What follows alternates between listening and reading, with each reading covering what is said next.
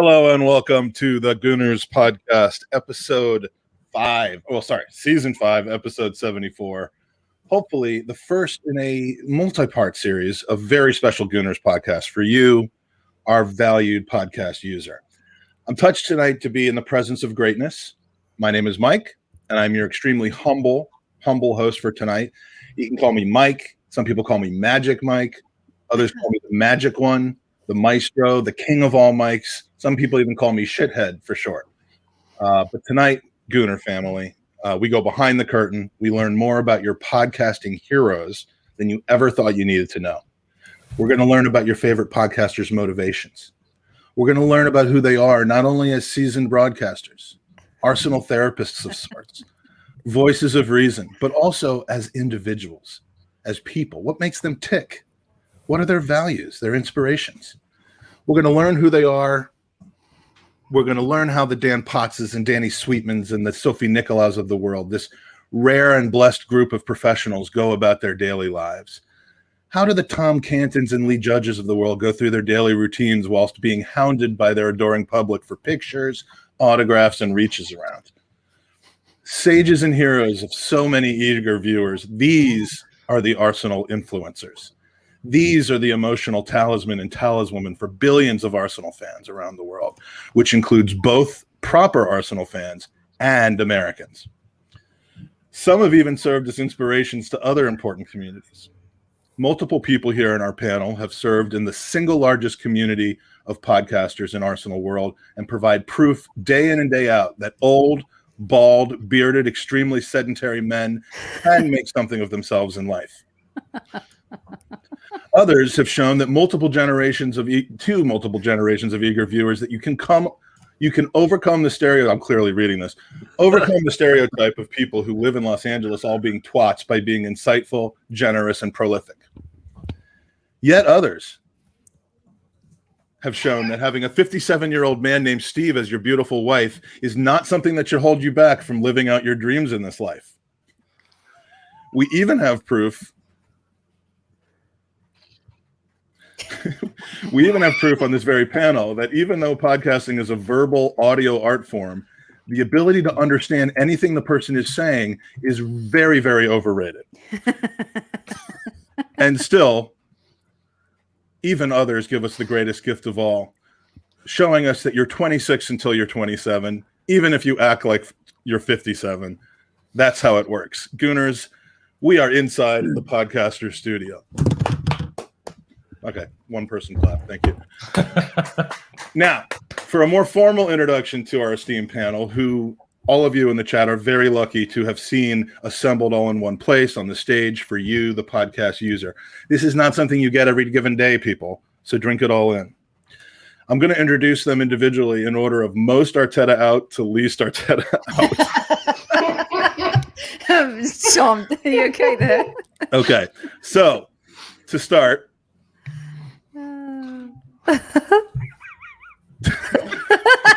who will it be? Dan Potts. Dan, I looked this up yesterday. You and I first met on a famed WhatsApp group on the 11th of January, 2020. And it's been a whirlwind romance for us. And by us, I mean you and your sister and I. But I digress. You appear on 37 different podcasts, including Guns and Yellow Ribbons, Same Old Arteta Out. I'm sorry, Same Old Arsenal. The Dan Potts Variety Hour, Pots and Pans, which is a cooking podcast.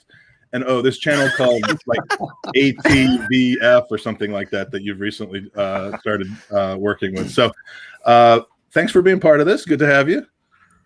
Man, it's an absolute pleasure coming on here, man. With an amazing panel, by the way. You know, obviously you're my favorite American Mike. I've got Danny, who I absolutely love to pieces. My favorite Gooner girl, Soph. Lee Judges is my favorite boy, and some dude called Tommy you've kindly invited on.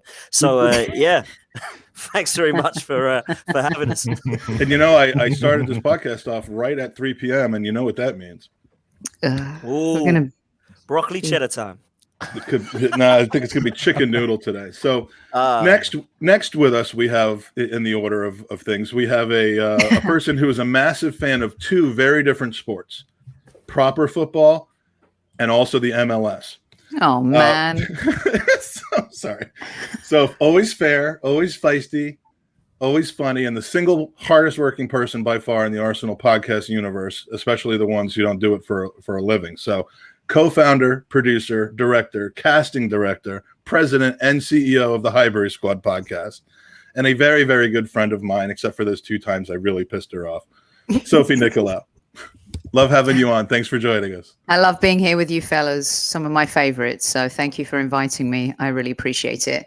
Did you see how I just used the royal we? I know. Yes, the royal. Well, we're British, so the royal thing does work. I'm officially here as Darth Sunday. It is. This is kind of a dark look for you, but it works. I'm only wearing the sunglasses not because I'm a Hollywood wanker, but because I have a puppy and I haven't slept in 4 days. Literally, I shit you not. The puppy doesn't care what your eyelashes and eyelids look like, though. No, but people do, and I don't want any abuse about the bags under my eyes. I'm just I'm on defense mechanism right there. Well, you over prepared because what you should know by now is that no one's actually watching this. So next in line on the fence. No, not on the fence. We have a man who hopefully no less than 70 years from now, when his time on God's green earth has finally ended, he'll have a gravestone with his 3 most famous sayings on it. A bang-a-yang. That was a stupid question. And of course, the most famous one of all, which is, know what I mean, like.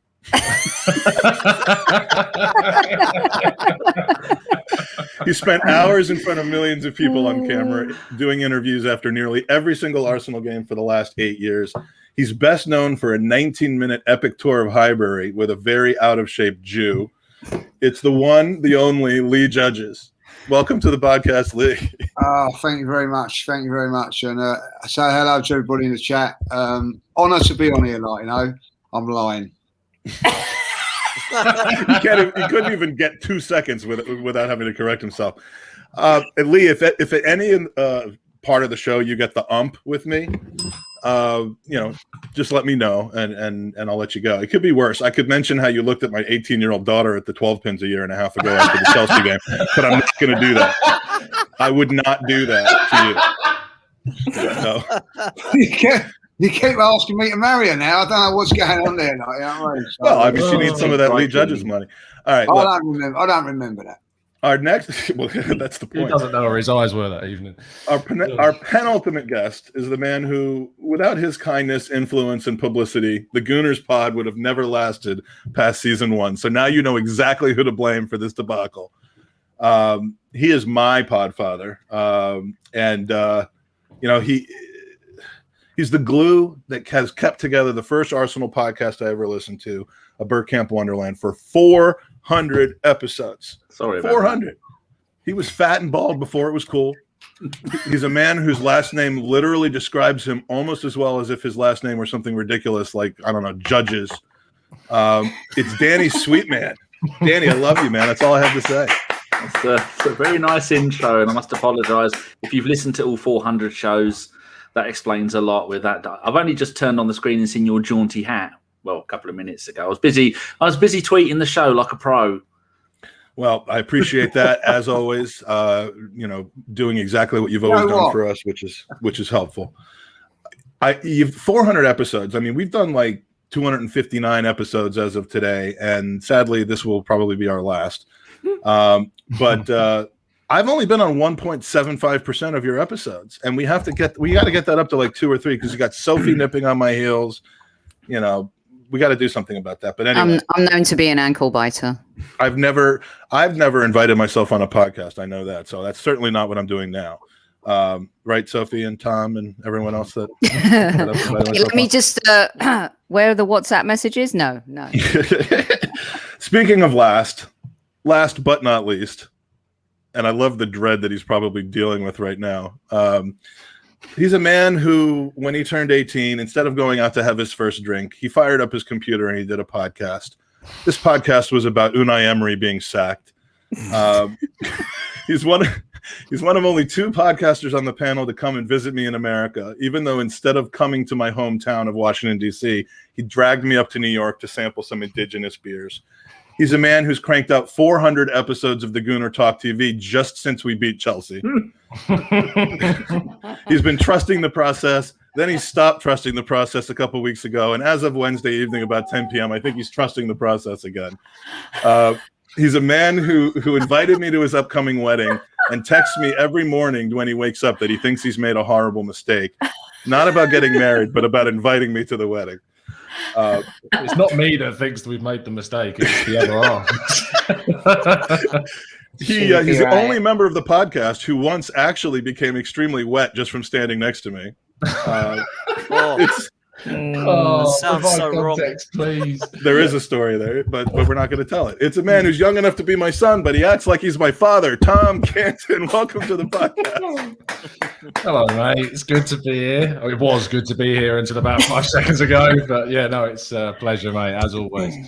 So let's dive in now that we've done our introductions. Let's get inside the podcaster studio. Here's how it's going to work. We're going to go in a round robin format. Well, we're already 15 minutes in, and we know I budgeted 15 minutes for the introduction, so we're actually ahead of it. We all know that the sounds of our own voices is the manna, the very fuel that sustains us and keeps us alive. But let's keep this moving along by keeping your answers brief and to the point, says the man who just did 12 minutes of introduction. You could have just said hello and got on with it. Mike, why do you look like a French boy? Like, what's with what? This is my attempt at being extremely pretentious. Is that your? Yeah, I love that. Oh my God, you're so my awesome. Monocle. True story. I ordered a monocle yesterday on Amazon, and it's not getting here till about 5:30 my time, which is 2 hours. So fuck Amazon for not getting it here in time. So we're gonna ask some Tommy Shelby meets Unai Emery. That's what it looks like to me, Mike. Good evening, everybody. We're gonna go in a round robin format, and we're gonna start. We're gonna do this randomly, but we'll start with Tom. Early childhood. Where did you grow up? Was your child a normal one, a difficult one? Was my child a normal one? Was your childhood? Was your childhood a normal one, a difficult one, or in your case, is it still happening? Yeah, no, it was fairly normal. Born in Kent and grown up in Kent, which is, for those that don't know, is about a half an hour, 45-minute train ride out of London. It was very normal. Just grew up here, never left. Very much a homeboy, and wanted to remain where I was. And I don't know how to really elaborate on my entire life in 35 seconds. But yeah, I thought that would be easy for. Some of the others, maybe not so much. But. Very, very normal. Went to uni, became a teacher, realized that teaching's great, but being a teacher is utterly shit, and stopped doing that to chase a career in journalism. So that's me in a nutshell. There you go. All right. Amazing. Perfect. All right. So next, Lee Judges. Where did you grow up? Did you grow up in? Did you grow up in Tottenham? No. Was your child a normal one? Childhood a normal one? Very good childhood. Obviously, we'll always thank my mum and dad for that. I was blessed with a good childhood. Between my mum and dad and my nan and granddad, well looked after, and had a really good upbringing. Me and my brother. So I've got to thank them for that. Born in Wimbledon. Thanks, Mum and Dad. Sorry, I feel bad now. Thanks, Mum. Thanks, Dad. Each of your parents are watching, if possible. Yeah, so I was born in Wimbledon. Wouldn't believe that, was you? A very posh side of town, South London. And then, like all your friends, you moved to Milton Keynes, right? Yeah, but no, we shouldn't got kicked out of there. You know what I mean? So we moved to my nan and granddad were originally from Edmonton, and they moved to Waltham Cross. So my mum wanted to move. We was a bit too far out the other side, so my mum wanted to move back. So that was when we moved to Cheshunt. And stayed in Cheshunt all the time. A bit like Tom, a bit of a homeboy. Stayed at home, mum and dad. Obviously split up, but my mum still lives around the corner. Obviously, my dad did also until he passed away last year. So always been close with family, and a little feeling that I had a chance of going and live out in America on a scholarship in football back in the day, but I turned it down. So there you go. No. And what was everybody's name that you met when you were out there to take it? You said that everyone had the same name. What's that? You told me a story once about how you came here and everybody had the same first name. Yeah, Randy. I'll never forget that. Randy. This is a true story. This is right. When the Americans will know about it. It was called like the fair. It was called the Fairs Cup, but it had the fair. I can't think what it's called now. Yeah, the county fair or whatever. The big World massive Fair. thing, like, you know what I mean, massive thing in America, and we went there, and what we had to do was we had to stay with families while we was out there in Knoxville, Tennessee. It was in 1980. This is, but in 1980 it was. So when you looked on the thing, there was Randy Crawford. There was another Randy, and I ain't staying with no Randy. There's no way about that. So, all being English, no one really wanted to stick with Randy. You know what I mean? Like Andy, I didn't mind an Andy, but definitely not a Randy. So. I can think of an Andy that you don't particularly care for. I got with a family called what a name this is, right? Like the Boomer Shines. What a name that is, like, you know, the Boomer Shines. So that seemed a lot better than Randy. Funny enough, you know what I mean. So I ended up staying with him. One of my mates stayed with Randy, who happened to be a very nice guy, Randy. But I don't. Where's Randy? I don't know where he is now. Well, we'll put out a search party for him. Danny. Oh my God! God bless America. Did you grow up in that seat? No, I didn't. This is the only place I've ever. Well, no, I've seen you out. I've seen you out walking a unicorn. I've seen you. No, that's not. I've got one of my nephews convinced that when no one's looking, I'm running around. So when he used to come over when he was younger, he'd sneak up to the house and look through the windows to see if I was faking it. So I told him I needed some money. Yeah, he did. Honestly, look at my little nephew George. If he's watching, I think he likes rugby now. So, where did you grow up? Would you say you had a normal childhood? Yes, very normal. Born 10th of October 1970, Queen's Mary's Hospital in Fulham, Putney, Fulham, London, southwest something, I don't know.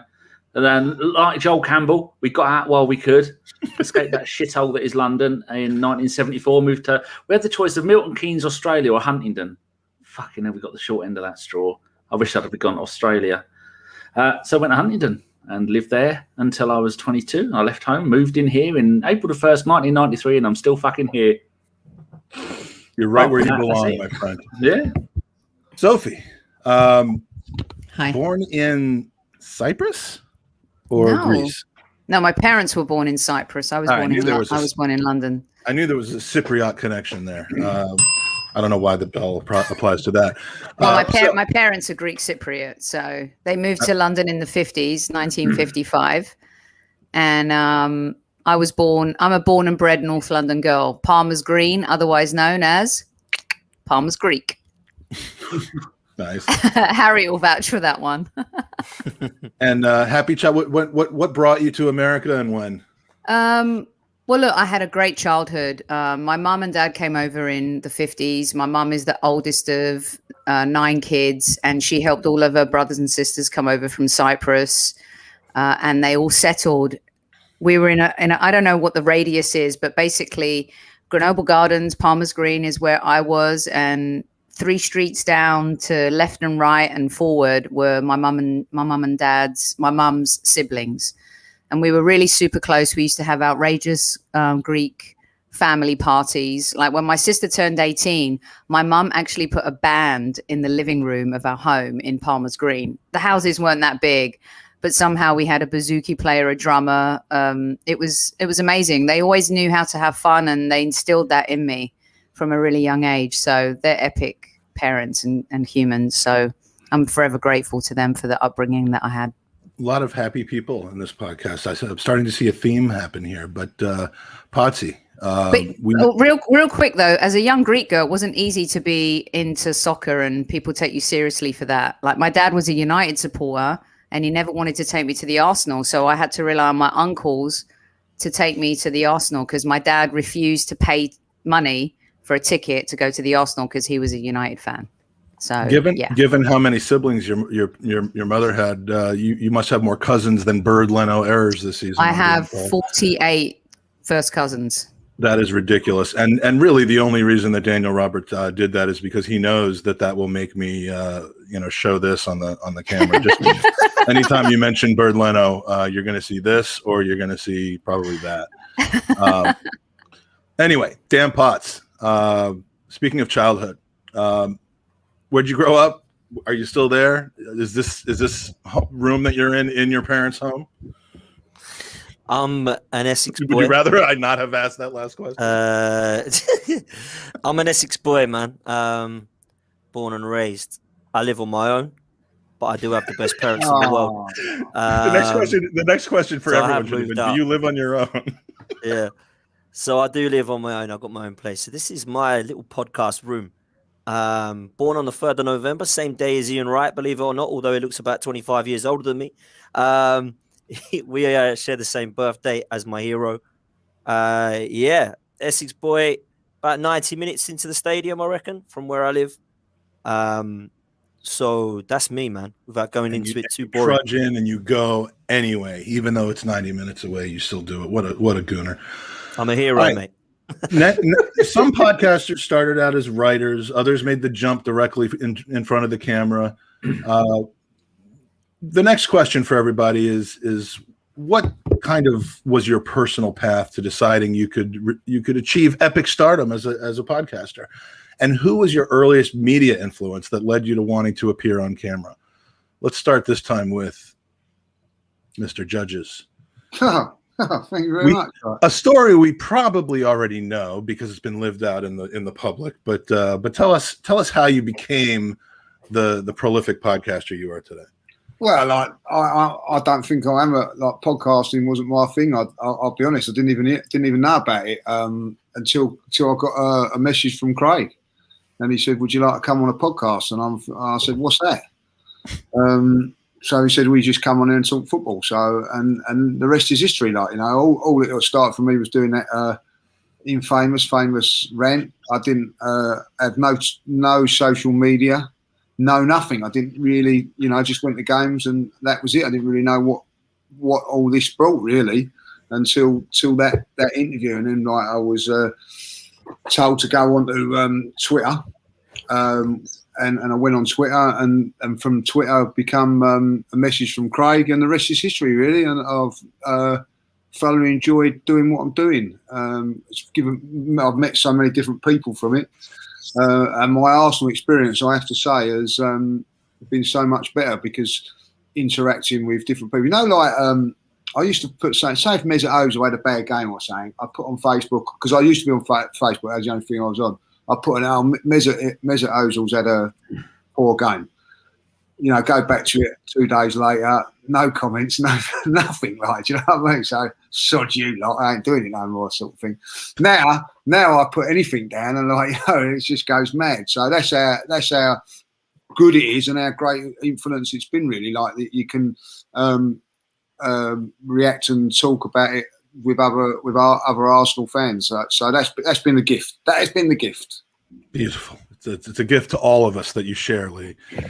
Tom, you're now we know that you're a school teacher. You were a school teacher. You aspired to be a writer, a journalist, and you have pulled it off. So fill in any details of the path that you followed. But who was your earliest media influence that led you to wanting to appear on camera 49 times a day? It's weird because this is going to come across with the most patronizing thing ever. So apologies. That's the whole goal of this podcast. Apologies for this. But genuinely, the first podcast I ever listened to was a Bird Camp Wonderland. And this is why it's going to be patronizing for Daddy.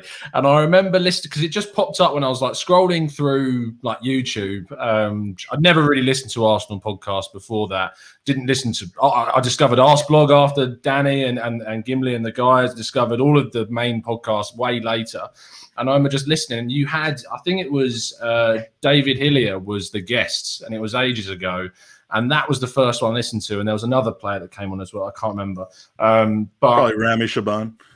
Yeah, maybe. It might. Yes, I think it was Jimmy Carter, actually. I think maybe he came on before Dave. I can't remember the order of it. But then I remember the 39th president of the United States. But no, I only got into Twitter around that time because that was obviously on the YouTube. They were saying you can follow us on Twitter, so I downloaded Twitter and got that for that reason. I remember tweeting Jason Davies and being just debating about a point, and I was like, look, I'm happy to come on and chat about it. And then Jason Davies asked if that was like if I wanted to, and so he spoke to Danny, and then we went on to like I think it was one pod, and then the radio show started, and I was on with Chris for pretty much every radio show, and then I took over the radio show for a bit and ran that. And then that's obviously when Craig started running the Gooner Talk, and so I jumped on with him a few times. If you remember, the original lot for the Gooner Talk was me, Craig, Wayne, and Mems were doing quite a lot, and judges came in a little bit later on down the line as well. You had like the old AFTV. I mean, DT came on quite a lot. Webby, Troops was on as well. Claude, of course, too. There was loads of people before there were anything really on Arsenal Fan TV, and before anyone really knew too much about them. We would do the Gooner Talk, and I'd be doing the radio show on ABW as well. And eventually, Craig turned around. He said that he had a lot of stuff going on behind the scenes, and he couldn't commit to TGT anymore. And I think it was on just about 8,000 subscribers then. And he basically said he didn't want the channel to die. And obviously, by that point, I was doing quite a lot of the shows because he wasn't doing them as much. And he said, "Look, mate, do you want to just carry it on?" And so I said, yeah, like, why not? I enjoy it. I don't want it to die either. And he just gave me the reins of the show. And yeah, I suppose the rest is kind of history. It's changed quite a lot in the 5 years that I've had it. And yeah, it's going quite well. And it's obviously been the kind of the spark that took me into football journalism beyond teaching. And now I don't really have a specific, like, surprise. I don't genuinely have like a person in the media that I've ever looked up to. Danny's ABW was just ever my first ever entry into anything media. So it is weird to be sitting here now and talking about it. Based on some of the names that you've mentioned today, would you call your podcast over the years perhaps a feeder league? Yeah, we fed AFTV. You even fed Owen to the Gooners podcast. So yes, you are the La Liga of podcasts in many ways. Liga, so. If you want to be correct. Yeah, sure. So obviously, we first met when you were doing a previous version, a previous kind of generation of what is now known as the Highbury Squad. Mm-hmm. But your media background and public relations and showbiz background precedes the Highbury Squad by quite a bit. So tell us all kind of how the genesis and who your influences were in becoming the maven you are today. That's very complimentary. I love that. What's really interesting is my radio. I love radio. I know there's so many new mediums now, but radio, I love YouTube and I love the YouTube channels, but the beauty of radio is that voices can tell stories and they can take you to places that make you imagine in your own mind what's happening. And at the time I was really young and I was working at 20th Century Fox in London. It was my first gig. It was my dream gig. And I was a publicist and it kind of went on from there. But very early on in that, I was doing a show on London Greek radio. You guys may know in London, LGR 103.3 FM. They were looking to do a show for new generation Greeks, and they were letting us broadcast in Greek and English. And so we became this kind of, really popular show among young Greek people in a community that was looking for a new voice to try and carry on our culture and our DNA as young Greek Cypriots. And then looking after all this talent while I was at Fox, I knew that I loved radio. So I'd work my ass off during the day. And at night, I'd go to LGR, London Greek Radio, and do live shows. So I was working 17 hours a day, it felt. Get up in the morning. By day, I'd be doing a press conference for The Full Monty or Titanic or Minority Report or all these movies. And then by night, I'd go home, shit, shower, shave. My mum would make me some köftedes or some dolmades, and then I'd be on London Greek Radio in the evening. And so for me, it was always a passion and something I loved. My publicist career paid the mortgage and the bills, but the passion for radio was just, my mistress. And it all started. And the truth is, A Bergkamp Wonderland is a very groundbreaking, trailblazing show. And I had started doing shows here on World Football Daily. I was one of the first females to be broadcasting live every single day talking about football. It was a really great show. There were other things that happened, unfortunately, that show kind of came to an end. But through that, I got the connection with TalkSport. And then Jeff Jeff Arsenal. If you follow him, if you don't, he's an epic human being.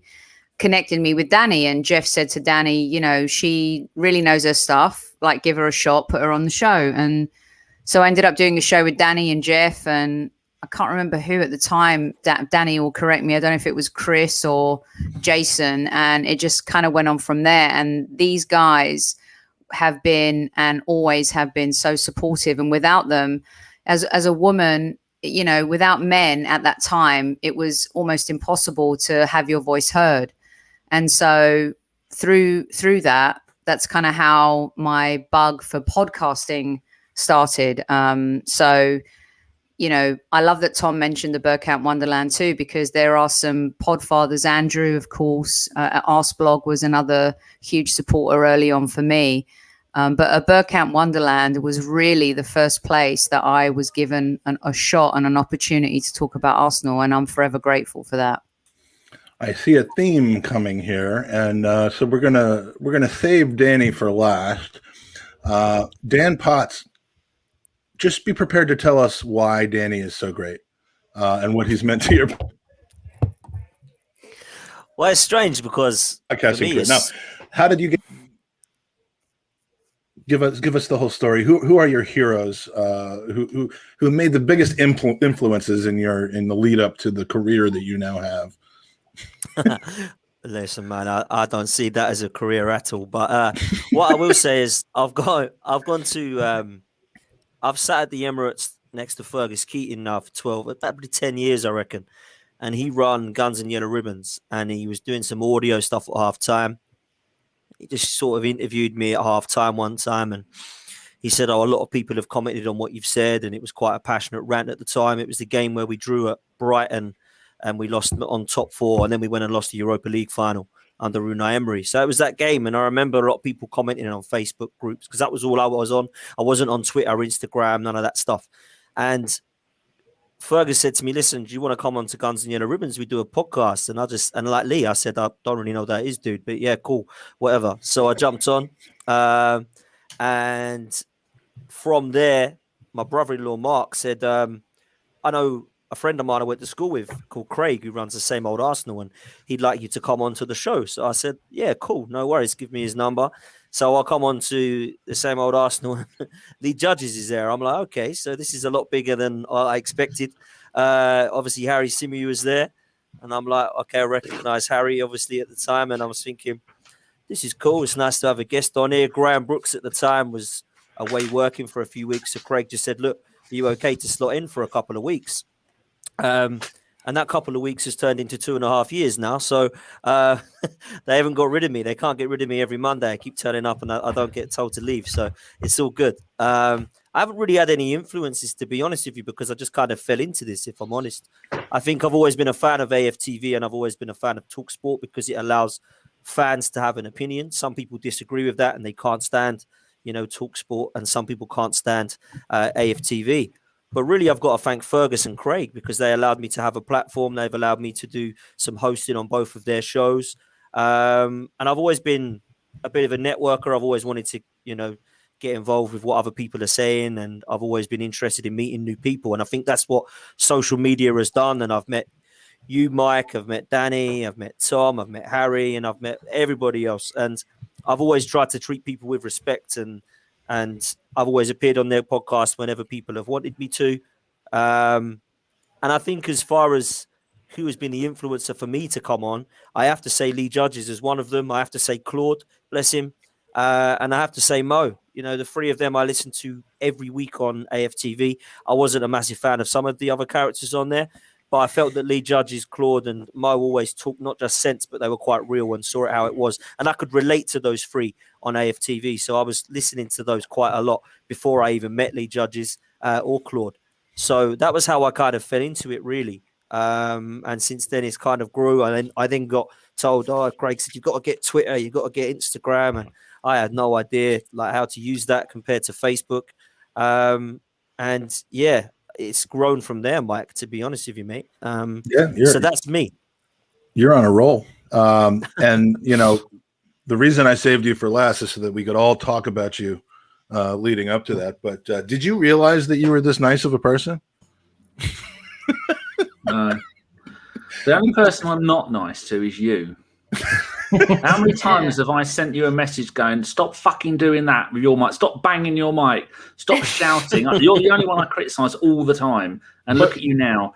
But you criticize because you love, and I know that, you know, it's like Lee Judge has always told me that his father said that, you know, if they're not taking the piss, then they really don't care about you very much. So I take the piss constantly to let him know I care about him all the time. But so you've clearly influenced multiple generations of podcasters through not only through your groundbreaking work, but also through your generosity to people who, you know, really you didn't have to be generous to. But who inspired you? Who got you interested in doing podcast as early as you did? What was the Steve Bald's Collective? Was that 2012, 2011? Doing my usual criticizing people for not doing stuff properly. That was it. I just messaged him and went, shit, how can you have audio like that and expect people to listen to it? And he said, well, you can come on if you want. And I came on, and then me and Gimli did it, and it was fun. And ones that I first heard the Tuesday Club and heard that and thought, fucking hell, imagine that. Imagine being able to talk about football. Because I'd stopped going to football because I'd had enough of Wenger and his bullshit. And so I said, I used to belong to Online Arsenal Forum, and they were going to do their own podcast. So I sent in an audition of me sat on the toilet talking about my best 11, and they decided not to do it. And then I moaned at Steve, who ran Steve's Bald Collective, and he asked me on. And then, an Ask Blog, that was another one that I used to listen to. It's amazing. You start up a podcast, and there's only 4 other podcasts, one of which only did it sporadically. You think, fucking hell. Now, there's probably 4 started during this show. But back in those days, it was great. When Andy suggested to me that he wanted to do a podcast, it was his idea. I was like, "Are you kidding me? The market is completely saturated already." This was in August of 2016. So wow. I'm like, who's going to listen to us? Which was a reasonable question to ask, but it was, you know. But you're funny. You had chemistry, and that's what you need. Everyone here has got chemistry with people, and that's what you need for a podcast. All of you do. Well, you have to be different. You can't just do the same thing that everyone else is doing because the market is saturated for that. But yeah, I mean, there are literally. Well, you have a list, don't you? Of podcast. Yeah. I was updating, but then it's hard to differentiate between what is a podcast and what is an Arsenal show. So I think if you do a show that's 30 minutes, 25, 30 minutes, that counts as a podcast. And my list is about 110 now. Yeah, and those are just the ones that, you know, have more than one person that watches, and it's their mother. You were going to say something else then, weren't you? And you decided to censor yourself. Yeah, you know, sometimes I have to self-edit myself. So, all right, so I'm skipping a few questions because we're getting better answers but longer answers, and that's fine. I'd rather have quality than quantity. Danny, let's stick with you while you're still here. What would you describe the mission statement of your podcast or your podcasting style? I mean, how have you developed your craft over the time that you've been podcasting? Yeah, badly. Just don't have a mission statement. Just carry on doing it until you get cancelled, which is why I deleted 100,000 tweets last summer. And I delete all my tweets every 2 months because if you don't know me and you see some of the shit I tweet, they'd be all banging on my door with their pitchforks and flaming torches. Yeah, that is the danger of Twitter. You don't know that the person that's saying these awful things is one of the nicest people in the world. Oh my god! Go on Social Blade and search my Twitter app, and I deleted 102,000 tweets, and since then I've deleted another 20,000. I actually paid for a company to do it for me. Because some of the shit I used back in the glory days of 2009, you could do whatever you want, no one cared. So now, but as for mission statement, nothing. We just have one rule: do it. Only do what you want to do. Only do it while it's fun. Which is why we've cut back to 1 podcast a week now, not live, because it's no longer fun. Because people only turn up when you lose. This is shit. See, we don't podcast when we lose because I'm the Aubameyang of podcasters, and I don't like coming out and talking about something I'm very disappointed in, and no one's forcing me to do it, so I don't. All right, Lee, the mission statement and/or we're going to add something to that because I'm trying to combine questions. When did you know that the podcast that you participate in was going to stick? That you had made it? Oh, That's a good question. But I suppose by the views you get and everything like that, you know, I think the greatest thing. Well, then why are we still podcasting? Yeah, no. One of the greatest things with all my other stuff, AFTV and everything like that.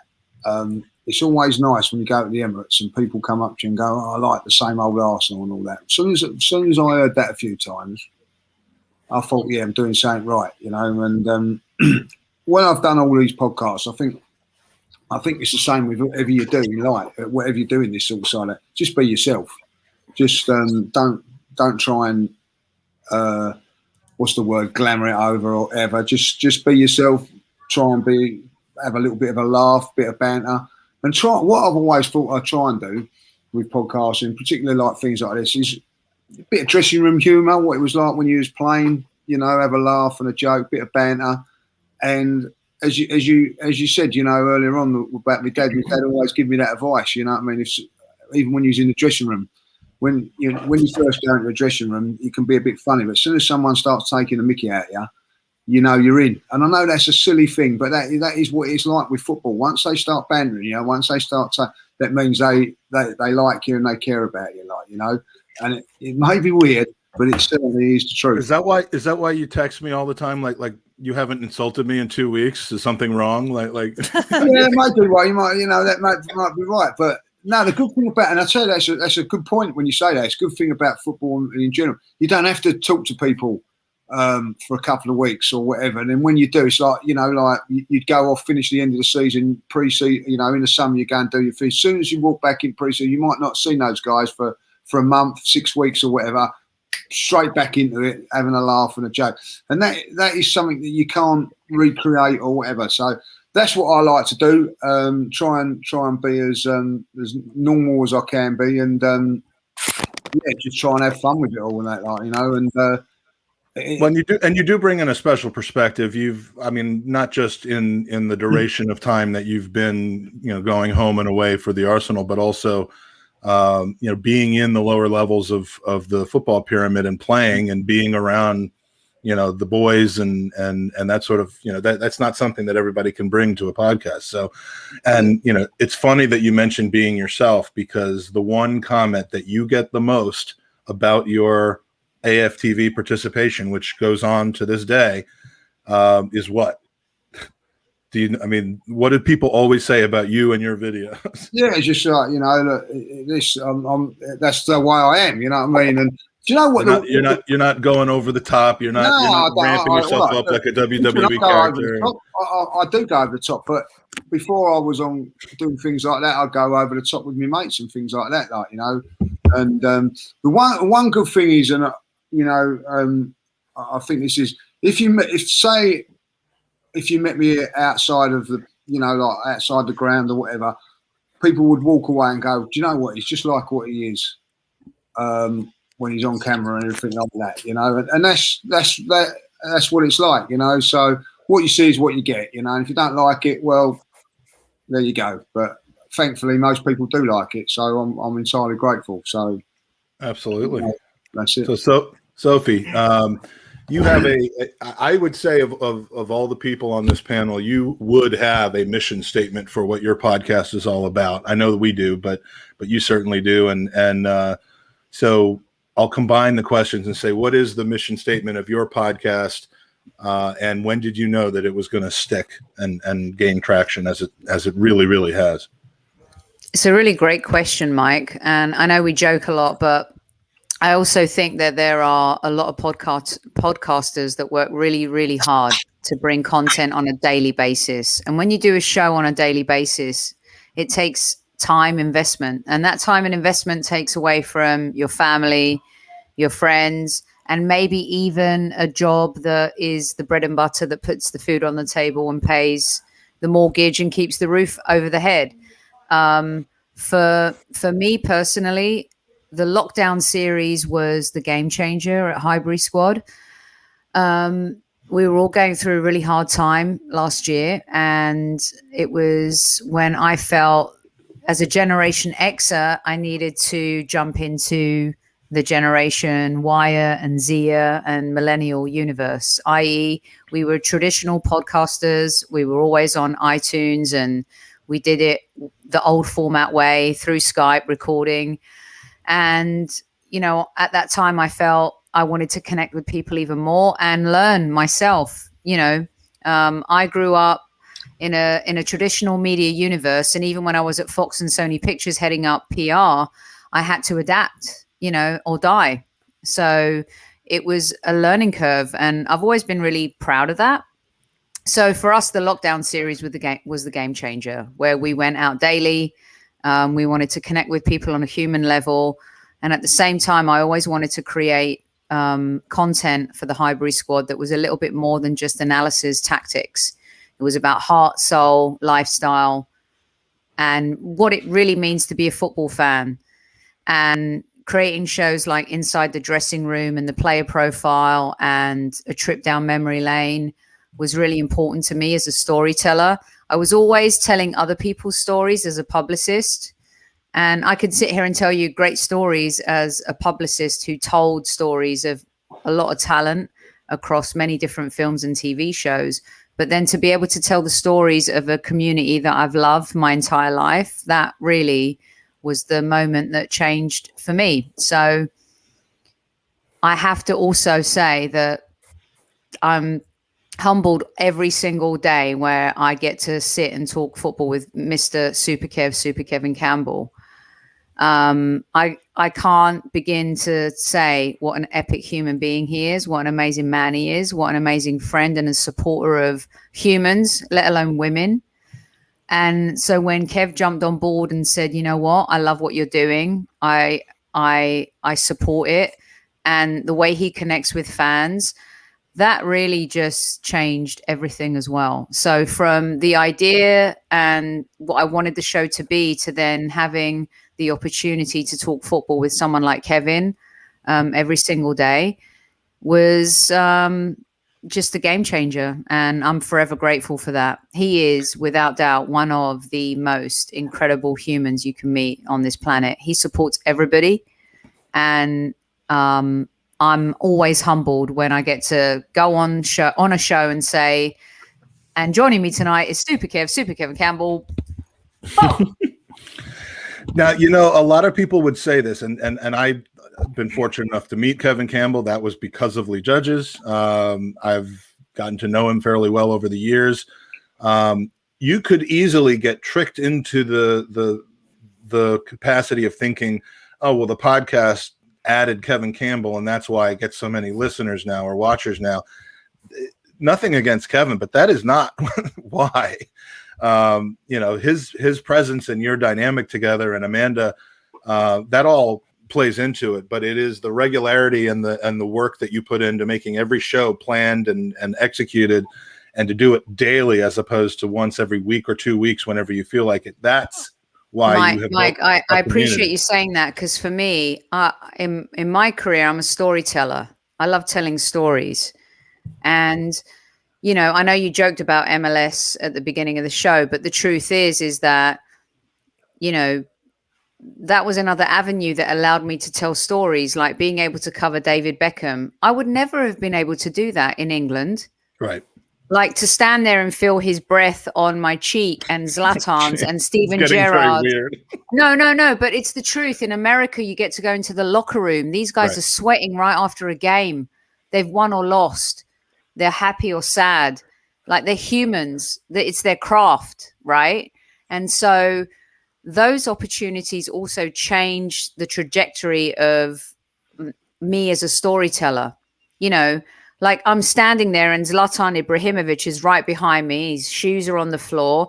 You know, his clothes are hanging in the locker room. He's scored the most outrageous goals. He's told the most outrageous stories. Steven Gerrard hears my accent and says, oh, you know, I'm homesick. I hear you. And he starts talking to me about Sunday dinners. That would never happen in England, ever. I'm never getting that access. I'm never getting that close.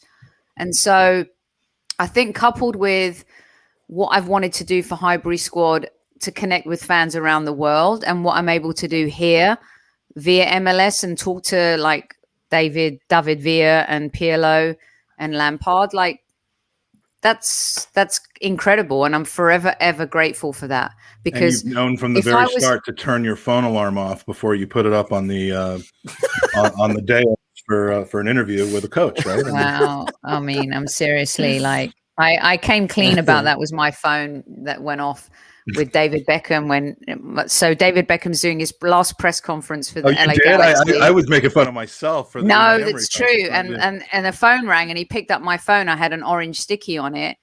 And he said, someone's phone's ringing. Should I answer it? And I'm so happy he didn't, because it was my dad. And he was pissed off that I hadn't called him back. And then David, being the astute businessman he is, he's like, I'm sorry, it's not a Samsung, because he was sponsored by Samsung. So he saved my bacon. Yeah, but your dad would have loved to talk to David Beckham. Well, he's a Man United fan, so that wouldn't work that great. Although I'm sure he would have said, like, called him a wanker for some reason. I don't know. Yeah. All right. So, well, thank you. That excellent session there. So who do we have next? We have Mr. Potts. Combining questions together in the interest of time. Mission statement of your podcasting, and who your primary influences have been. Yeah, it's hard for me, this one, Mike, to be honest, because I don't have my own podcast. I just have 2 channels that I represent, and obviously I have a show and have had a show on both of them. So we've got 9 minutes, so moving on. No, I think personally, the mission for Guns and Yellow Ribbons was for Arsenal fans, by Arsenal fans. As for same old Arsenal, I think what I've tried to do every Friday night is provide something that is a little bit different. And my kind of worry, really, and how I knew to continue, was it was getting the same amount of views as the Monday night show. And I had this real fear that it'd be like 4 people watching or something, and it would just be an absolute disaster. But me and Graham started it, and there was kind of 8,000 people on the first show. And I thought, well, we'll take that as a let's carry on. So I kind of knew what we were doing was a little bit different. There was some tactical breakdown. There was some, preview stuff, and some opposition fans coming on. So I thought to myself, let's try and stick with that. I've got to big up Sophie, if I'm honest with you, because, Sophie and Clive from Arsenal Vision, they're people that I've always kind of loved and listened to. And I've kind of got 3 compliments for each of them, really. Clive, for me, is someone who I listen to, and I just think, wow, you spend so much time watching Arsenal games more than once. I don't think I could do that, particularly not this season. Just to break down and analyze what is going on. And the way he speaks about football is so good for me. I absolutely love. It's a pleasure listening to Clive. And that voice, man, is so unique. As for Soph, I think when I first listened to Soph and the Highbury Squad, the way that she articulates stuff is so great. And I think that we are on such the same wavelength that I think most of our opinions are similar, but also I think that we're in the same kind of chemistry, if you get me. So Soph's another person I enjoy listening to a lot. And the other one I love listening to is just for his pure passion and for his pure love of someone who is a proper Gooner. And a lot of people say to me, do you know anyone who's a proper Gooner? I always say Trev Hills, Gooner Hillsy. You thought I was going to say Lee Judges? No, I thought you weren't, but I wanted Lee Judges' reaction when you didn't say it. All right. Well, you got it. I absolutely love Trev. Trev is, if you ever want to meet a proper Gooner, he's been going since 1970, home and away. He's got programs for every single Arsenal game. He's been to every single European away trip. I absolutely love the guy. He's an absolute legend. But when I talk about people being a proper Gooner, that to me is a proper Gooner. And Trev is, as always has been, I support the team. I support whoever's managing it, and I support whoever plays for the team. And do you know what? That's very hard for me to do. So I admire him for that. So I've got. And in return, it's worth waiting 10 seconds for the delay on his internet for him to start talking. One of the few rare people that can do that. He's one of the fewest. He's one of the only people who has a worse Wi-Fi than Kenny Ken. It's unbelievable how bad, man. We would have Kenny on so much more if it wasn't for that Wi-Fi. Like, I just get scared that the whole show is going to be like, can you hear us? Kenny's trying to make me pay for his internet now because I offered to pay for it one time. Yeah. By the way, this is version 1. There will be a version 2, and Fergus, Kenny, Amanda, Craig, Jace, lots of great people that have on that we would have taken 4 hours if we had everyone on the same podcast. So we will be doing a version 2. 100%. Mike, just before you come away from me, mate, I just wanted to say one last thing as well, because obviously getting rid of me quickly, because obviously I had a comment on the YouTube thing ages ago that someone pointed out to me that really bugged me, because on the Friday nights, what I've always tried to do is be as diverse as possible. I'd had a comment on one of the YouTube clips, one of my YouTube podcast shows, that said, "Oh, very white and male orientated," and it really bugged me, because I've had many people on the show, because I always welcome views. I don't care if you've got 2 followers or 2 million followers. You're welcome to come on if you have an opinion, because that's how I started. I didn't even have Twitter and Instagram, so everyone's got to start from somewhere. And if you have a voice and an opinion about the show, then I would welcome you on. And I don't care if you're white, black, orange, green, or purple. I don't care if you're male or female. I don't care if you're 17 years of age or 77 years of age. So it really bugged me when I saw that, because I thought, I know sometimes people do it as Twitter trolls and they try and get to you. And sometimes it does get to me there, because I thought, you know what, I've been as diverse as I can be. I've always invited people on. I've always had people on from different countries, from people that have never been to an Arsenal game, that have been to 400 Arsenal games. And that's the kind of mission statement that I would like to take forward, is that if you have an opinion, it doesn't matter who you are or what your background is, please come on and chat, because you're more than welcome. So I just wanted to get that in there, mate. Get the samurai sword out. Absolutely. It's an open format. It should be anyway. And I'm sure the troll that said that about you, you can't help that that's what you are, but you certainly don't limit your circles to people who look and act and think just like you. So plaudits to you for that. So Thomas hates when I call him Thomas, but your mission statement. What are you working towards accomplishing? Who are your primary influences, and why have I influenced you so much? There's just so much of you to influence me, mate. That's what it is.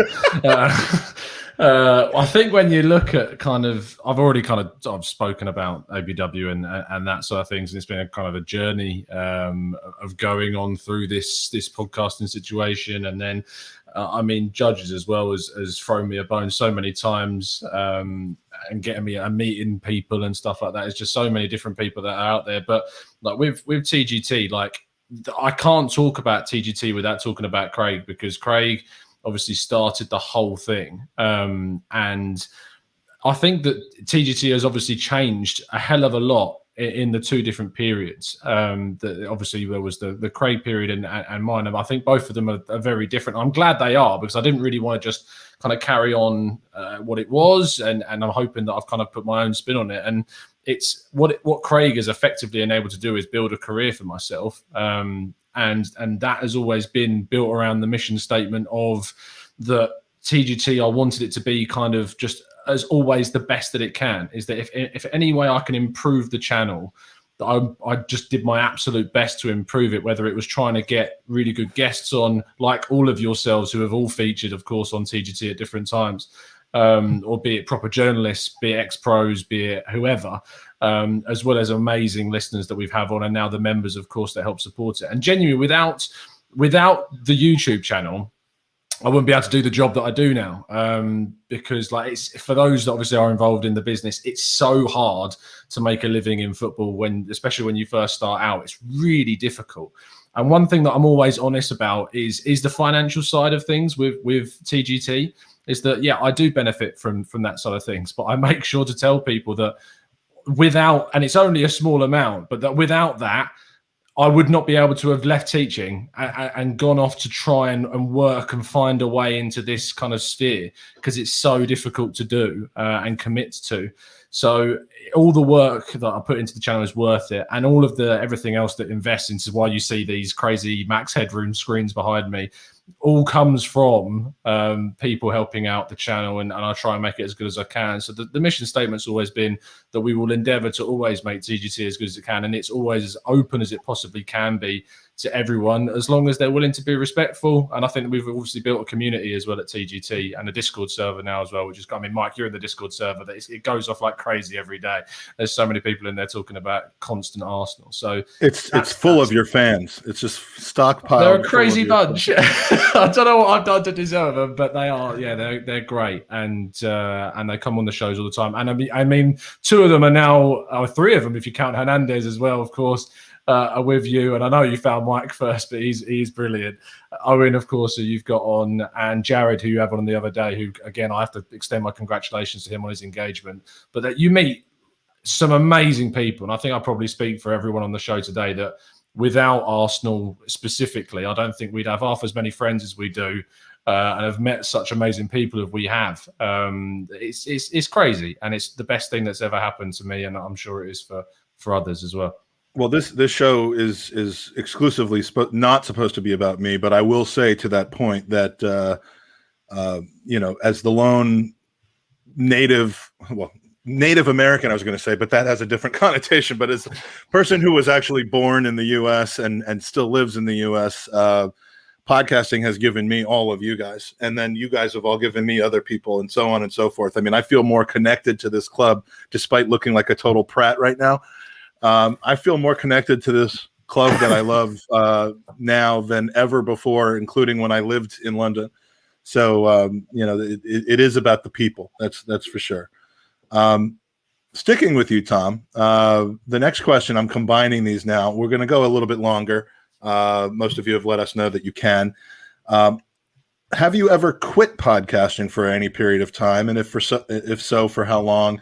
And what has been your most embarrassing moment on a podcast that you're willing to share? When I saw that question, I was like, all my embarrassing moments involve Mike. Like every single one of them. No, one of them involves Ola. Oh yes. Oh no, I'm actually going to use that. That's brilliant. I'm so glad that you've remembered that, because I was searching for something. So, and I'm glad that I don't have to talk about this on my show. So, for the people that haven't seen this, there's a podcast that doesn't exist on our channel because of our good friend Ola. You can find him on Twitter at BlackScorpion3. He's an amazing guy. I know a lot of you know him. Me and him, our match day ritual is to go to obviously the 12 pins and then to Roosters next door for the best chicken or lamb wrap you have ever had in your life is in that place. And me and Ola love going there. But Ola's a bit of a wild cannon, or a loose cannon is the correct term sometimes. And it's he loves to just spontaneously do really silly things. And some of you may have seen a very explicit photo of Alexandre Lacazette at one point, of where he's got a female very close to him, and he's in various stages of undress. Yes. Yes. And you've probably seen this incriminating photo of Lacazette. Well, Ola thought it would be really funny if he made his Google profile image that picture. So every time he would mute himself or turn his camera off on my podcast, a giant picture of Alexandre Lacazette sucking on a woman's breast it would come be like up on the screen. It would be like this, except it was not except this. It would be that picture. And obviously I had to get rid of the video, which was like a 90-minute podcast going into loads of detail about something, and I had to get rid of it because of Ola. But yeah, that is probably the most embarrassing moment of TGT. But it's Ola in a nutshell, and I love him for it. But yeah, he's cost me a couple of pods down the line, that's for sure. Well, so have I. Let's just leave it there. So did you ever quit podcasting? Not really. I mean, there was a couple of times where I took kind of a break during summer holidays, just because with teaching and stuff and trying to run up teaching is. But not like I'm not doing this anymore. No, not like what Andy's doing right now on our podcast. No, of course. No, I've never quit. It's been really. I mean, for anyone that does teach or anyone who knows teachers, it is. An incredible, I wouldn't say the most demanding job because I don't know about anyone else's jobs, but it is one of, I can guarantee, the most demanding jobs in the world. It's ridiculous what teachers are put under as a strain. So to do that and podcasts and daily, it was insane. So that nearly made me quit, but thankfully I quit the other thing instead. So got that choice right. And a whole generation of 15 and 16-year-olds now have no clue about geography. Yes, I'm sorry. My A-level class are finishing this year, and they don't have to do their exams though, which they're obviously buzzing about. But I'm just praying that I've set them up for a decent A-level in some way or form. So I'll be interested to find out how they get on. Well, I spoiler alert, you haven't, but in any case, no.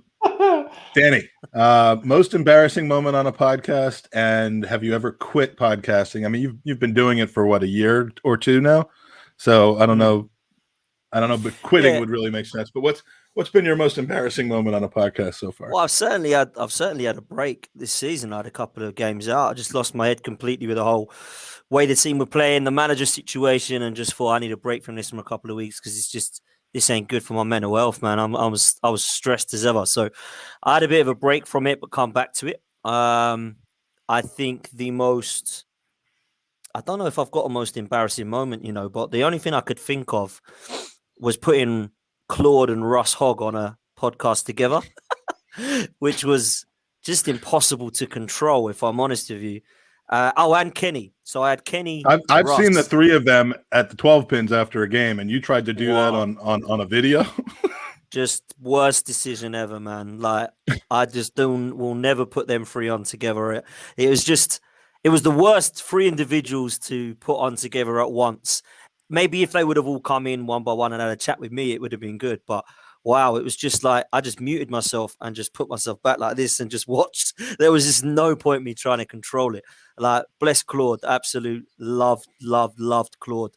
But he had no kind of agenda, no way of kind of appreciating people talking. It would just be rant. Russ Hogg, rant. Kenny, talk over you, rant. And I just thought, I'm gonna have to stop this soon. This is just this has been 2.5 minutes, and I've already had enough of this. Like, there's just no water here whatsoever. It was your pod as well. You did kind of like a super crossover pod as well, where Kev was on.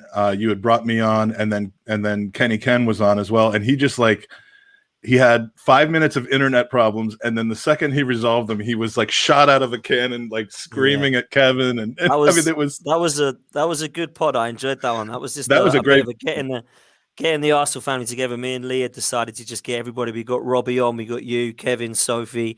We had like literally all the Arsenal family together, and they'd all made a couple of minutes appearance. But Kenny had like. It was the least I've ever spoken on a podcast before. I couldn't get a word in edgewise with Kenny. It's because I put you on with Robbie, Kevin, and Kenny. There was no chance. So I suppose that's the only one, really, mate. I haven't really got much for this one in terms of embarrassing. I've had a couple of weeks break, but not quit. Because we enjoy it. We all love what we're doing, and social media has been great, in terms of you don't really make new friends in your 30s, Mike. Do you know what I mean? You've already got your lifelong friends, and social media for me has given me 60 to 100 million new Arsenal friends in an Arsenal family, which is great. And you go to the games. Now I went to the protest on the Friday against Everton, and people coming up to you sort of saying, "Oh, what's your podcast, Dan? I really like you." It makes you feel so good, man. And there was somebody who said, which was, I'll never forget, they come up to me and they said, "Oh, I recognize you on podcasts." I was with Harry, funny enough, and they said, "Oh, Harry and Dan together, unbelievable. You always argue, you always ranting with each other." And I said, "Oh, cheers, man." I said, "It always makes us feel good when people like it." And his reply, I'll never forget, was, "Well, you make me feel good every Monday night by listening to you because it's amazing therapy." And that's what it's about. This is what this is about, is people listening to you and sharing opinions about the club that we all love. So, for me, I haven't been in the game as long as you guys, to be honest with you. I've been 18 months or so. So to go, and most of that's been in COVID, which makes you a podcasting amateur, mate. No, I'm thinking of a different word. Makes you a podcasting fetus.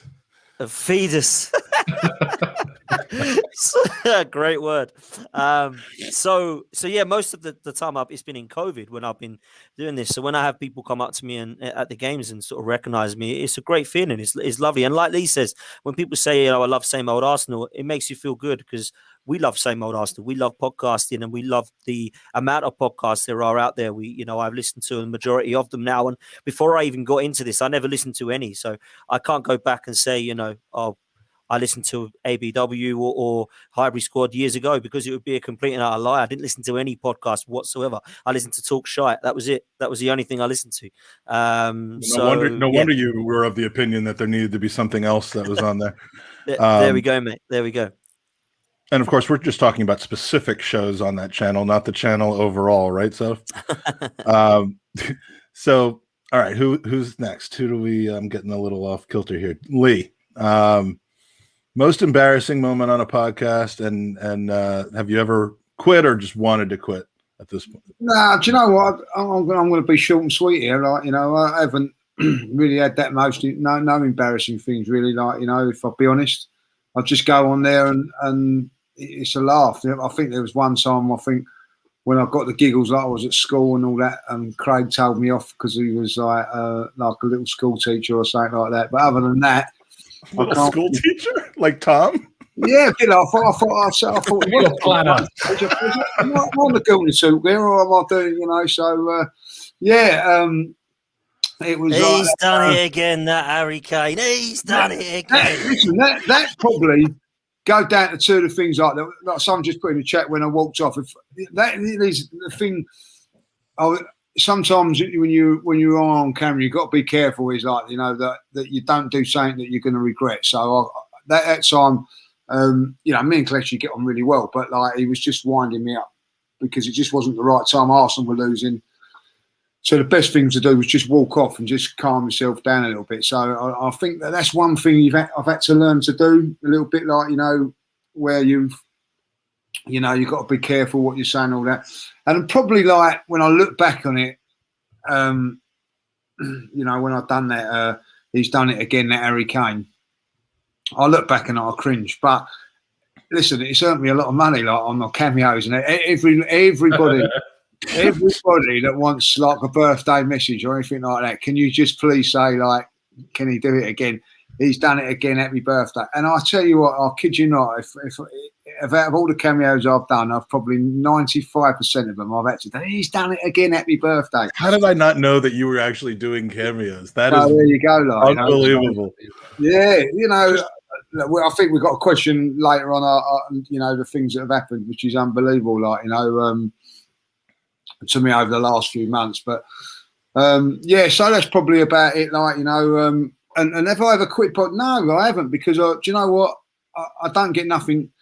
If I don't want to do it, I won't do it, you know what I mean? It's as simple as that. I do it because I love doing it. And what's great about it is that of all the shows that I watch, and I'll be honest, the only ones that I watch are the ones you guys are on. Like, I don't watch them all the time, but sometimes you get to something comes up and you think, do you know what, that's a good one. Like the Hybrid Squad ones with Jill, I thought, yeah, I like that one. I have a watch of that, and so you watch these shows, the Gooner Talk and Dennis Burkamp Wonderland. Oh, I say that, like Burkamp Wonderland.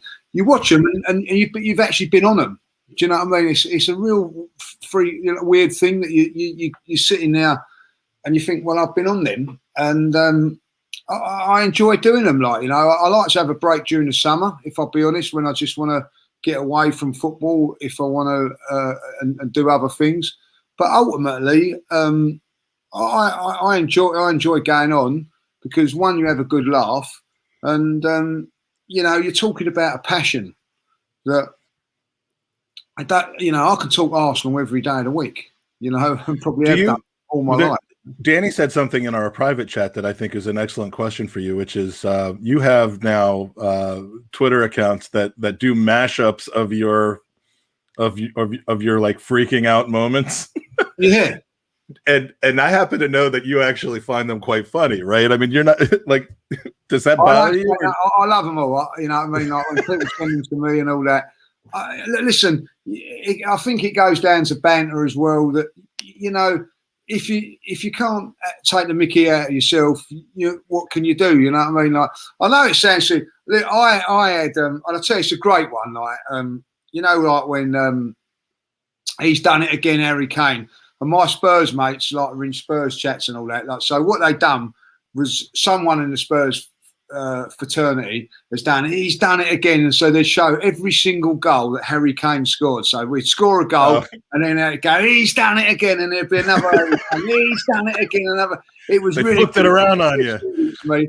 And I'm giving it a little bit of stick and all that. So I said to my mate, it's one of my mates who I went on holiday with, I said to him, I will get you back, you son of a, I'll have you back on this, like, you know. And so obviously when Harry Kane didn't, when they lost in the cup final, he's done it again, another season without, he's done it again, another season without a trophy, he's won F all, like, you know. All right, and of course, like, you know, like my Spurs mates and that, they're loving it. So it's all bad. And you got if you can't take it, if you can't give it, you can't take it. So yeah. My thing is that if you make yourself into the biggest joke, no one else can hurt you. No, like, exactly. Listen, you know.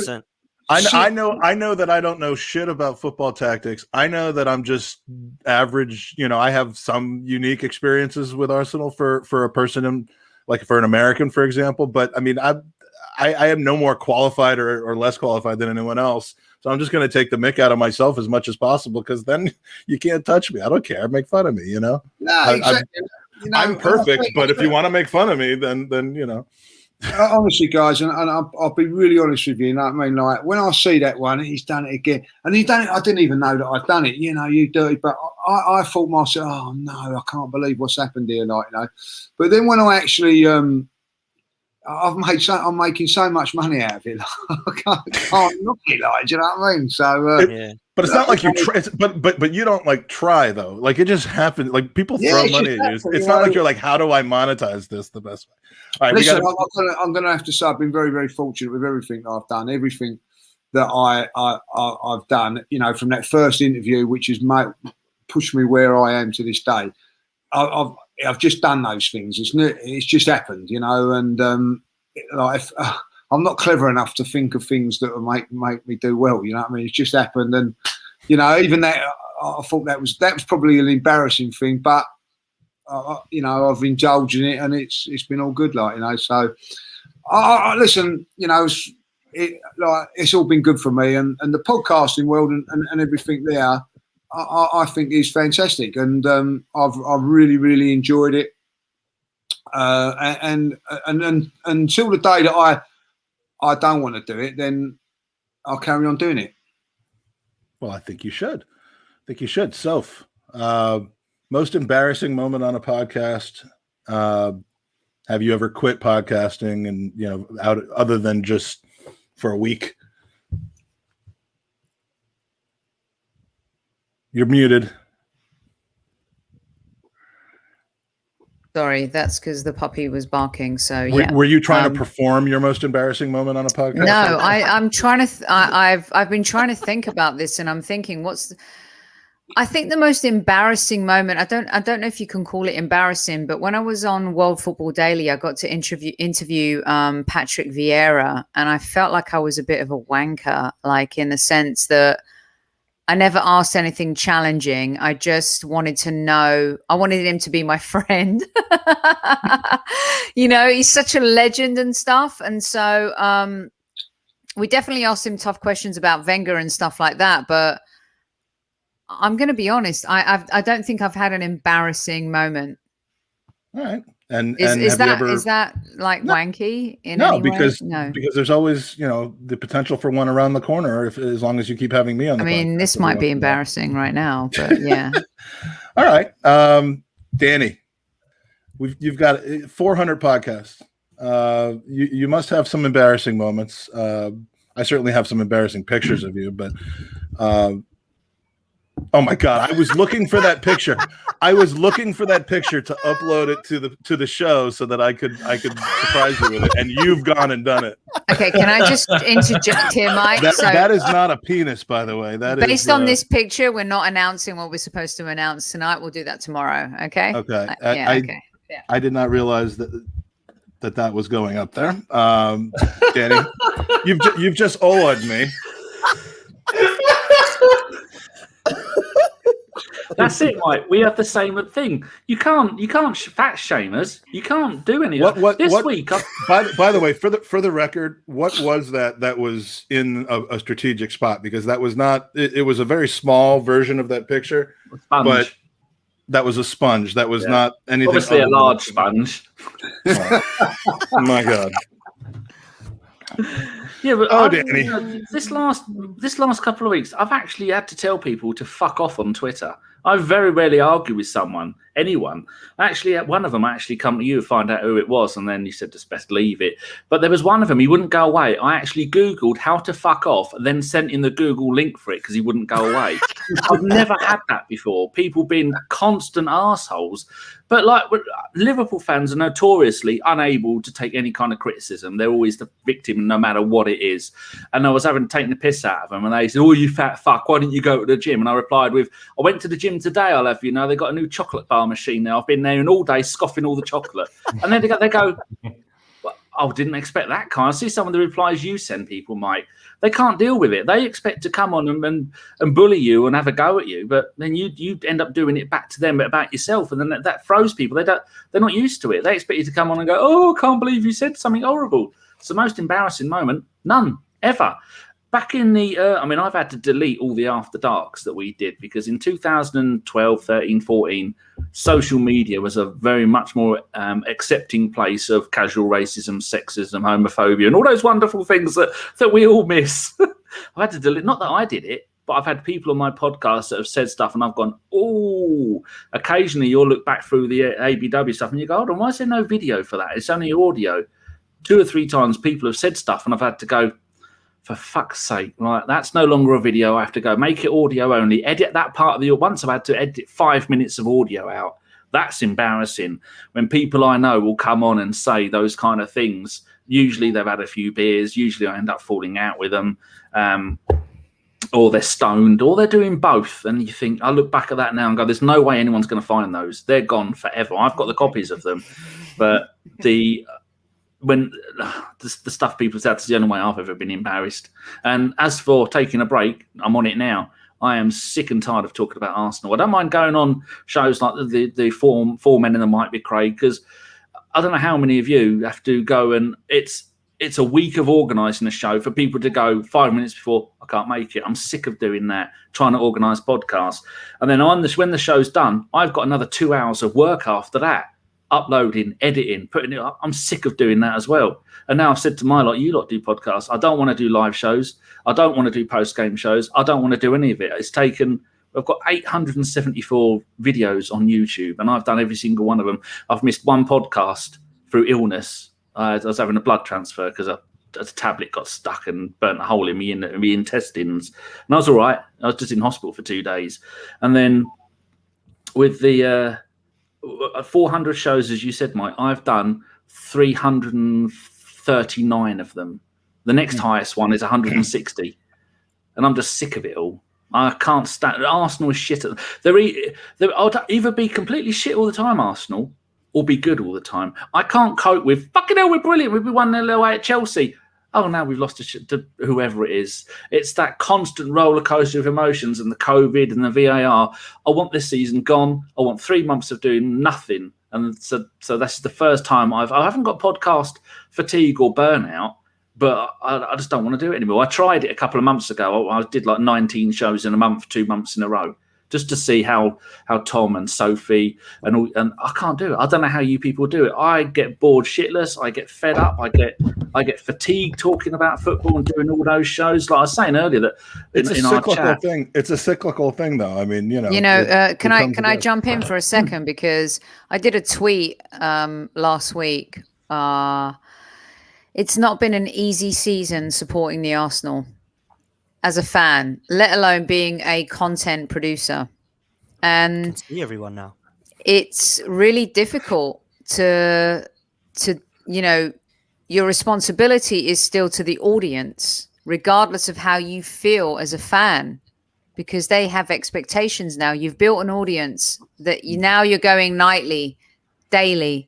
So they want to hear from you. They want your opinion. They want your thoughts. And I would say the majority of that audience are really good people. but it hasn't been easy. And that's why I did that tweet where I shouted out to especially people like Tom and Harry. You know, Dan is team talk. Lee goes out often. You know, Danny being a pioneer in all of this, and Mike, what you're trying to do in the US and the US audience and stuff too. It takes time, and you don't always make money from that investment. And a lot of people aren't in it for the money. It just comes with building a business if you want that. And if you don't, it comes with time away from your family and your friends. So there's a lot of podcasters out there that have a business because they have a great audience, and there's a lot of podcasters out there that don't because they just love talking about the Arsenal. Wait, there's money? Yeah, no, there can be money.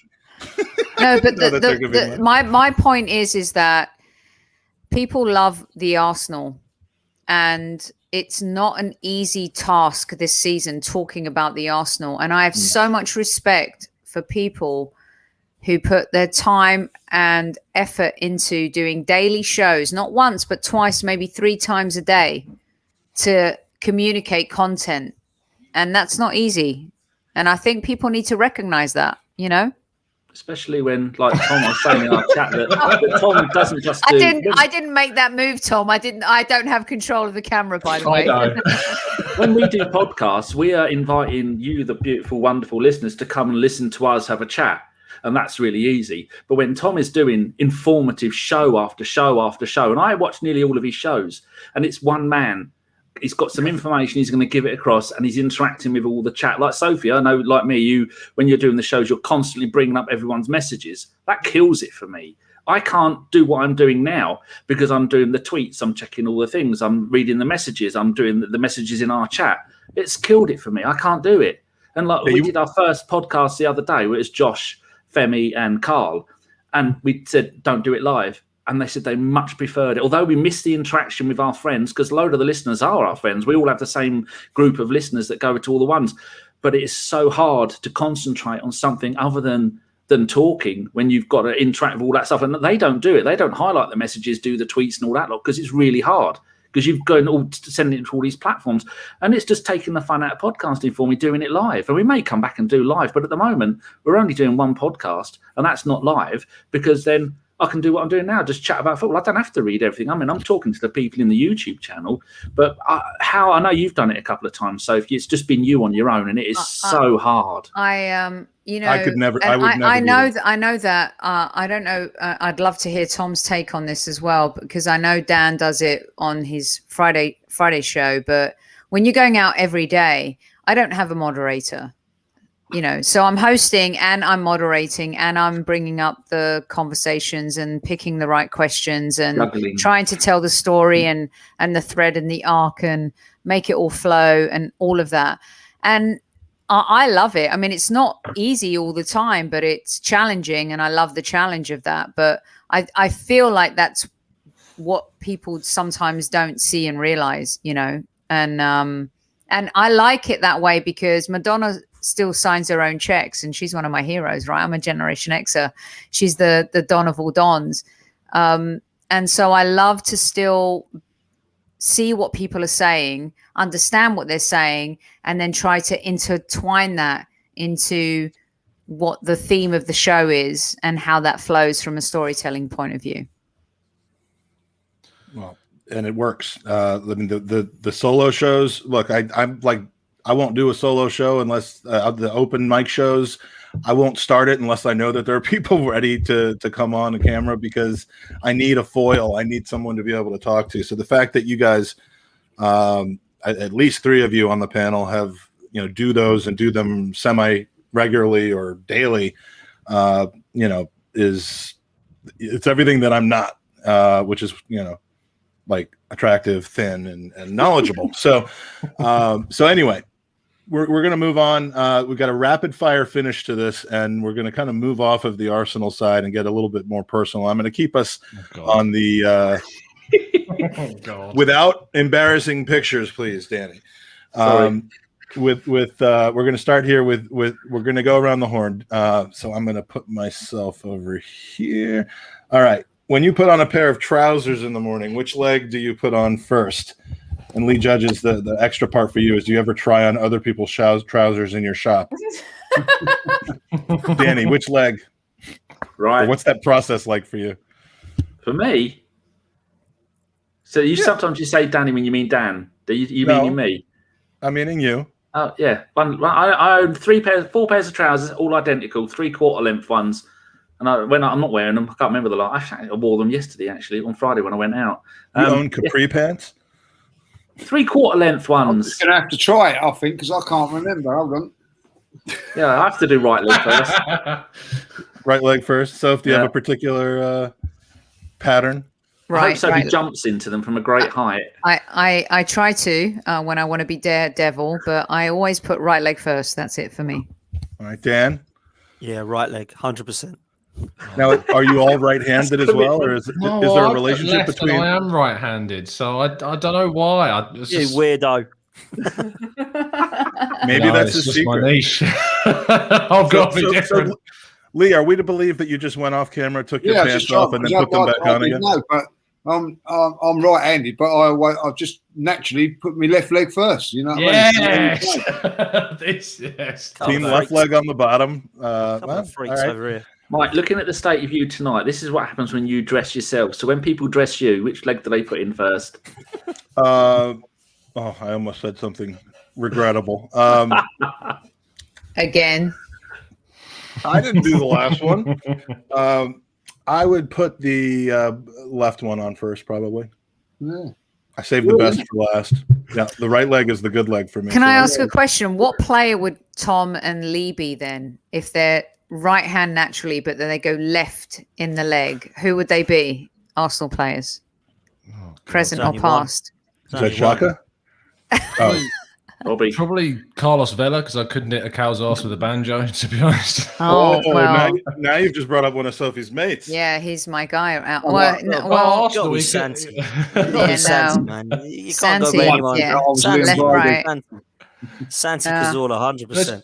Well, I was going to say I'm right-footed, but I put it left. And the thing about Carlos Vela is that he's got one leg. His left foot is unreal, but his right foot is less to be desired. It's true. It's true. Yeah. Who's more Vela or Pepe? Who's more one-footed?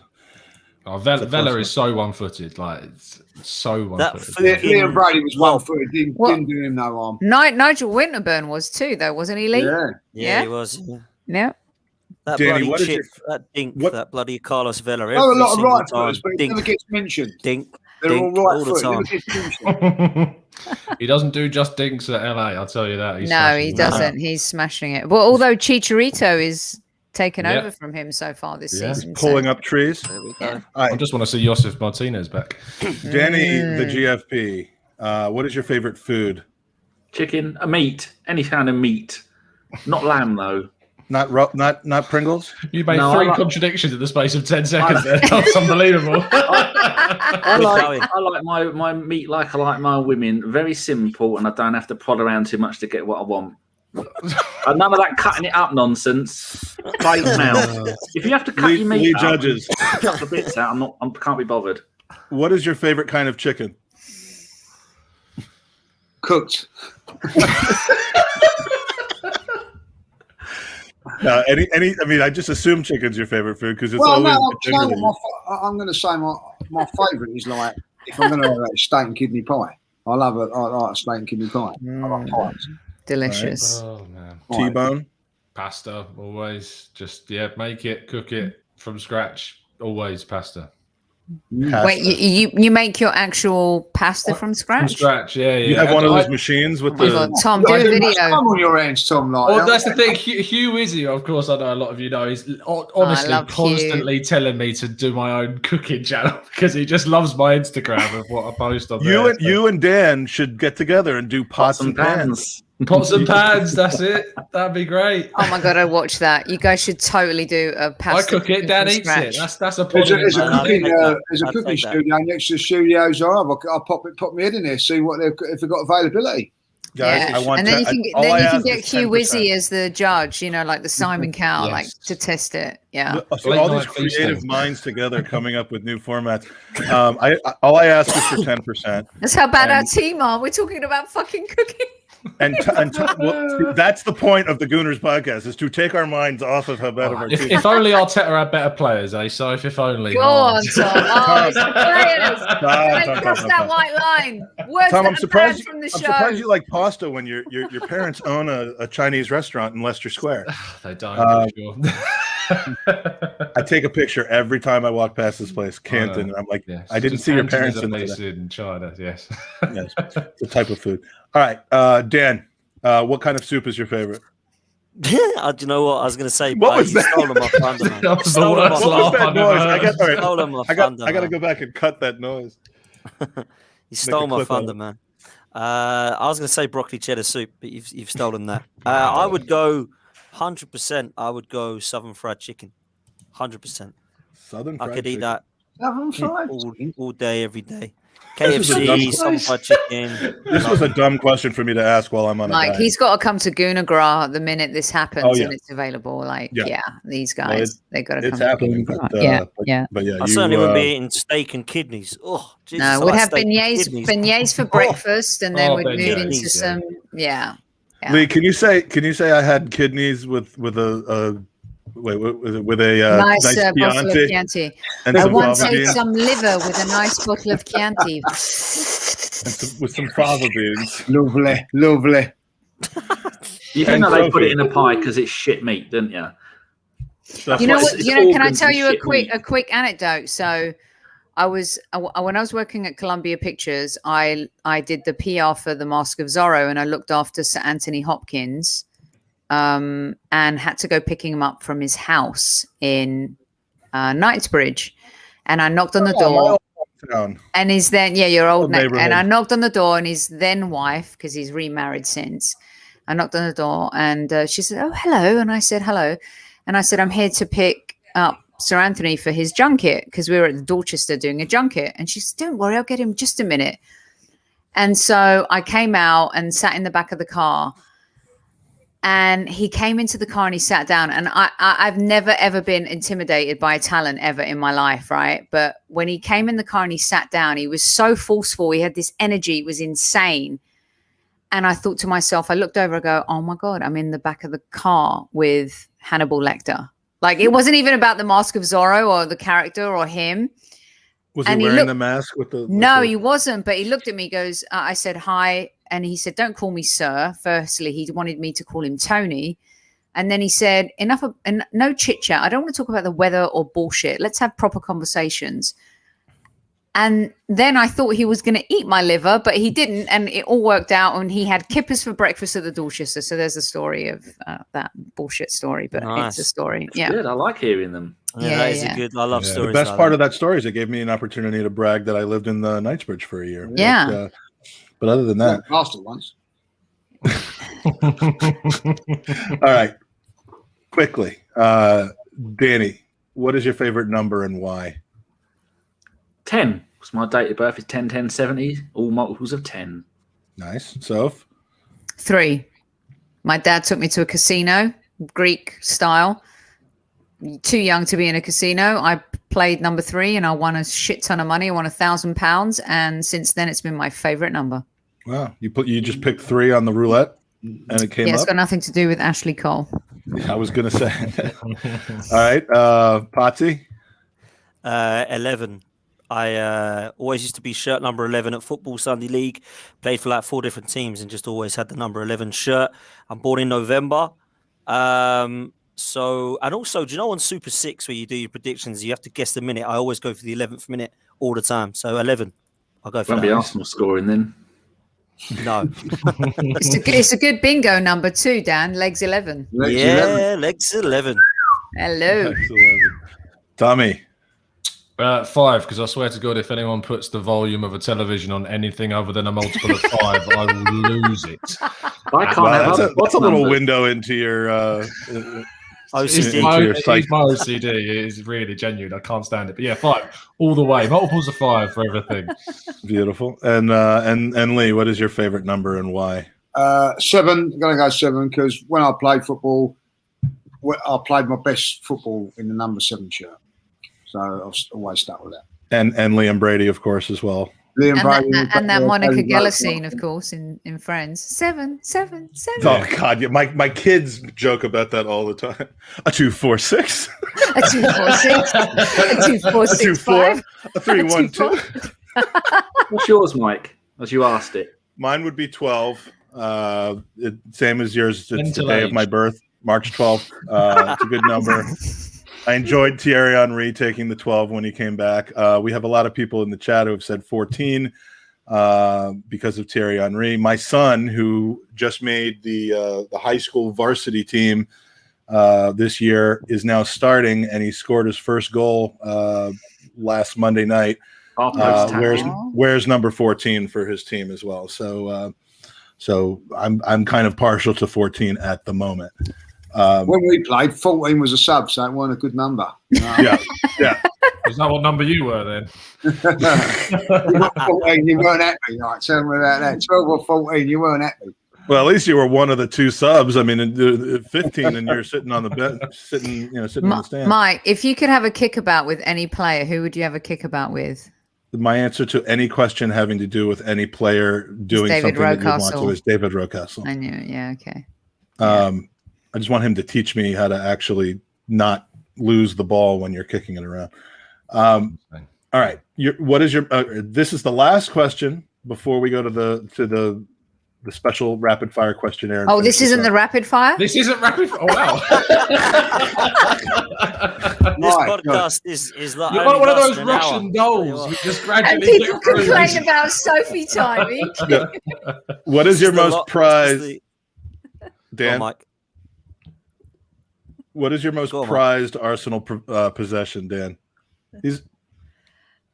My most prized Arsenal possession is probably a football boot signed by Ian Wright because he's my hero. How does it smell? So it smells amazing. It smells like championships. It smells like it's never been worn because it hasn't been worn. He just signed it. Tom, is yours the Espanyol jersey? No, mine is it's something that a lot of people actually own because you can get them fairly easily. But it's a happy birthday letter from Arsene Wenger. I have that. Because my other half got it for me as a surprise on when I was 21. So that's probably is which By the way, that was sight line. Yeah, this isn't in the sight line that you normally see in the podcast, but nice 40th birthday letter from Arsene. Just a class act. I mean, I've got one going to Soph from Arteta soon, so it's just a big thing that says trust the process. I think Tom's handled that pretty well. I've got that for Dan. It's every single individual giant balloon letter is coming to his house at one every day. And well, our part two show's coming soon, so you can present both of our accolades. Then, how about that? You have to be very quiet to listen to this, but I'll say that I have to trust the process. I was watching CNN one day, and that came up. I'm like, hold on, I gotta review that, record it, and upload it for the podcast. So Lee, your most prized Arsenal possession. Wow, I've got a few. I'm lucky to have a plaque outside the Emirates, which is very nice. You know what I mean? Which was bought for me. But I've got to say, my Charlie Nicholas signed shirt framed is probably my most prized one. I've got Ian Wright's one as well, and I've got Kevin's, and I've got Charlie Nicholas and Kevin's framed, and I haven't got Kevin's framed. So, but they don't framed. You're in trouble.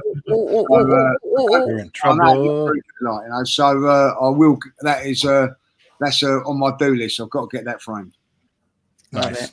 Danny? I've been thinking about this. I don't have an emotional attachment to any object. There's nothing in my life I care about that I'd want to keep. Huh? Sponges, baby. That had to be put down humanely. I've got a shitload of Arsenal stuff. I've been selling most of it on eBay. I'm going to clear my loft out and sell absolutely all my Corinthian stuff, all my old kits. I don't care about any of it. So I'd say memories of being at Highbury and the photos I've got of me and Sian at games when she was a kid. Like there's one where you can see the North Bank behind us, and I'm sat here, and she's sat on my lap, and she's 4. And I think that's a really nice. There's another one where I'm sat inside the stadium, and she's sat with me just after Nicolaou Touré kicked the ball and hit her in the face, and I moved out of the way like that, let the ball hit her, and said to her, "Why didn't you move?"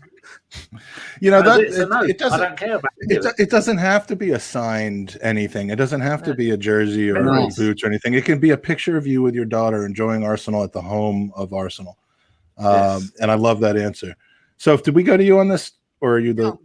Okay, your most prized Arsenal.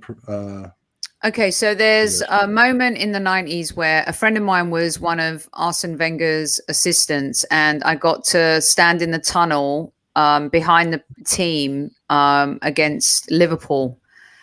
Highbury was just an intense, intimate, amazing stadium, and I could have all these signed shirts in the world, but that moment, the smell, the taste, the everything about a pre-game, 2 rivals going out, and then at the very end of the game, I got to put the ball at the corner flag of the clock end and try and whip it into the box. And to me, that has been the most amazing experience ever. That was just like priceless. I went to sleep that night thinking, if I died tonight, that would be like heavenly, you know. And then just to add on, it's not tangible. It's just physical. It's mental. It's conversational. Again, just talking football with Kev. Magic, absolute magic. Thank you. We all said that when we went on your show. We're talking to Kevin Campbell. He's right up there with Ian Wright and Rocastle and Thomas and all that lot, the George Graham boys that we all fell in love with Arsenal with. Yeah. And he's a part of that. And I've spoken to him, and every time I think, fucking hell. Isn't it, Danny? And you know what? Every single time, even when he was talking to Jill Armstrong and regular fans, he's a fan. He's a Arsenal fan, born and bred from being a kid. And talking to someone who gets to then put the shirt on, score goals, be a hero like that, it's very unique. It's a very special, situation. So, yeah, all those types of things just make it magical for me. And just a quick one, Mike. I was just gonna say, I can't believe I forgot this story, to be honest. But my uncle absolutely cannot, like, literally despises football. He can't stand it. Like, hates football, hates a lot of sport. He's more into like cars, sailing, stuff like that, right? So this Steve's he brother. Goes to centre. It is. Damn it. My dad's brother. Anyway, he goes to Centre Parks in Thetford, right? And his missus is having a treatment in the spa, so he goes and sits in the sauna. So Lee Judges has heard this story, by the way, so apologies, Lee.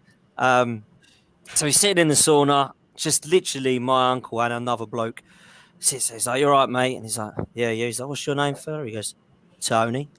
He says, "What's your name?" He goes, "Ken." He goes, "Oh, nice to meet you, Tony. What do you do for a living?" "Oh, I play for Arsenal in England." He goes, "Oh, that's a good one. I'm a British gas engineer." so he says, "You honestly don't know who I am?" He says, "No." Is that for real? He goes, "Mate, I absolutely fucking despise football. But congratulations to you. It sounds like a great job." He says, "Yeah, my name's Tony Adams. I'm the Arsenal captain and I play for England." This is in the year 99. So it's just going into the millennium, right? So he says, "Oh, blimey." He says, "Sorry, mate." He goes, "No, do you know what? It's fucking lovely that someone don't know who I am. I can sit in a sauna and not have a load of people come up to me and, sort of do the usual." So my uncle sort of says, "Oh, no worries," sort of thing. So he says, "Listen, my nephew is a massive Arsenal fan." He says, "I'll get you to sign something for him, but we're in a sauna."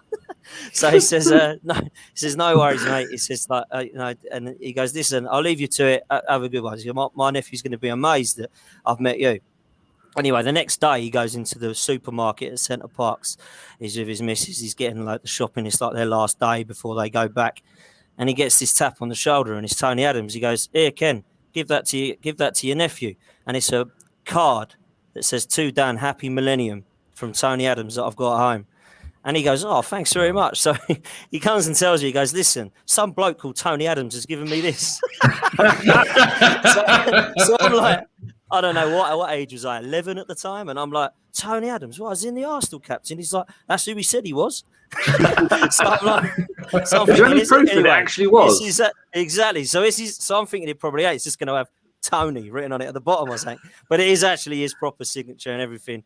And yeah, he said he was an absolute gentleman. And to do that, he could have just got out of the sauna and just bugger off. But he's actually bought a card, signed it to me, and he's given it, and he's found him in the supermarket. What a great bloke. So yeah, forever love Tony Adams for that. Arsenal players, especially from that era, are some of the most genuine, friendly. I mean, it really, I think, separates Arsenal from other clubs. I mean, Super Kev. I mean, when I started going to Arsenal in my 2 years that I lived in London, I kept seeing his name in the youth team things of having scored 971 goals in like 3 weeks, and I was like, I want to see this guy play. And then finally, I was in the North Bank to watch his first goal against Nottingham Forest, and to like fast forward from there 30 years and be like, oh, I'm podcasting with the guy. I know I can text him if I want to talk to him. I mean, like it's really kind of ridiculous and amazing. But Kev is, I got to show this again in case you're here and you haven't seen this. This was one of our first, if not our first, open mic show. You want to see the impact that Kevin Campbell has on certain people. This is my friend Aston, who I actually met in Florida a couple of weeks ago, but you got to watch this. Joining us today is the one and only Kevin Campbell, fresh off of this is also a gift for you, Aston, because I think Aston's a fan. One and only Kevin Campbell, fresh off of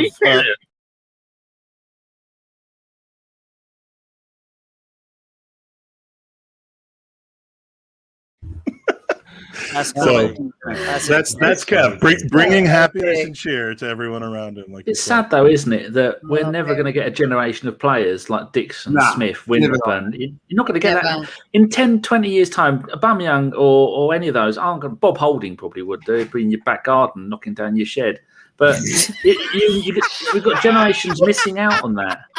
Do you know? It's a great point there. He's got to learn a living, isn't he? The end of the day. That is the best comment I've ever heard. No, but it's true what Dan said. Every Arsenal player that I've been fortunate to meet, a few of them now, not one of them from that era has disappointed me.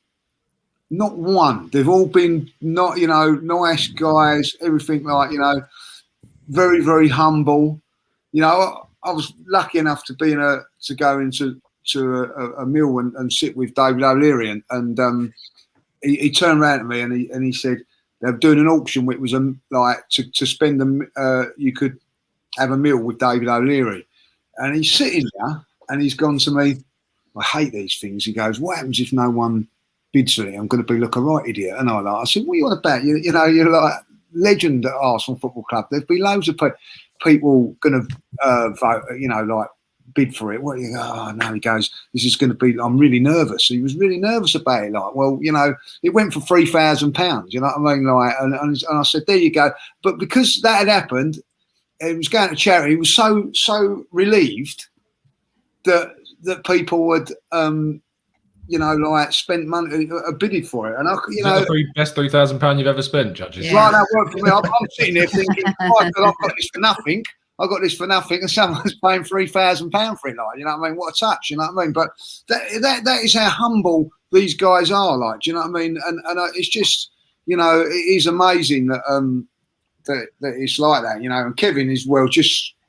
He's on another level. What's really funny is I met him actually in LA about 10 years ago, and he came into the World Football Daily studios at the time to do an interview, and I was like, wow, he's so cool, he's so humble. And then fast forward a few years later, we're kind of doing a show together as well and stuff like that. Patrick Vieira, the same, humble when he was managing out here in New York and stuff like that. Really cool guys.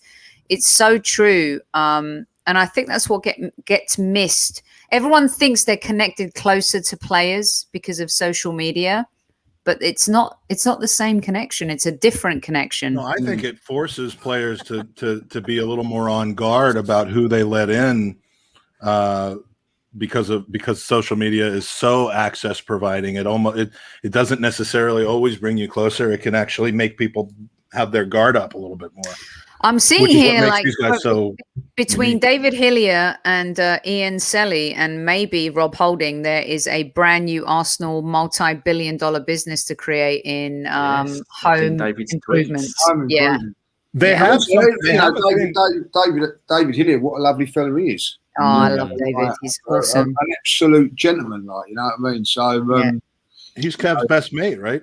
I mean, growing up, as far, like they that- came in that- together. If this was our channel, I'd put some pictures up that I have. Yeah, I've got to tell this story. Like Kevin rang me up, and he said, "I've got." It was the day Arsenal playing West Ham, and they had the youth.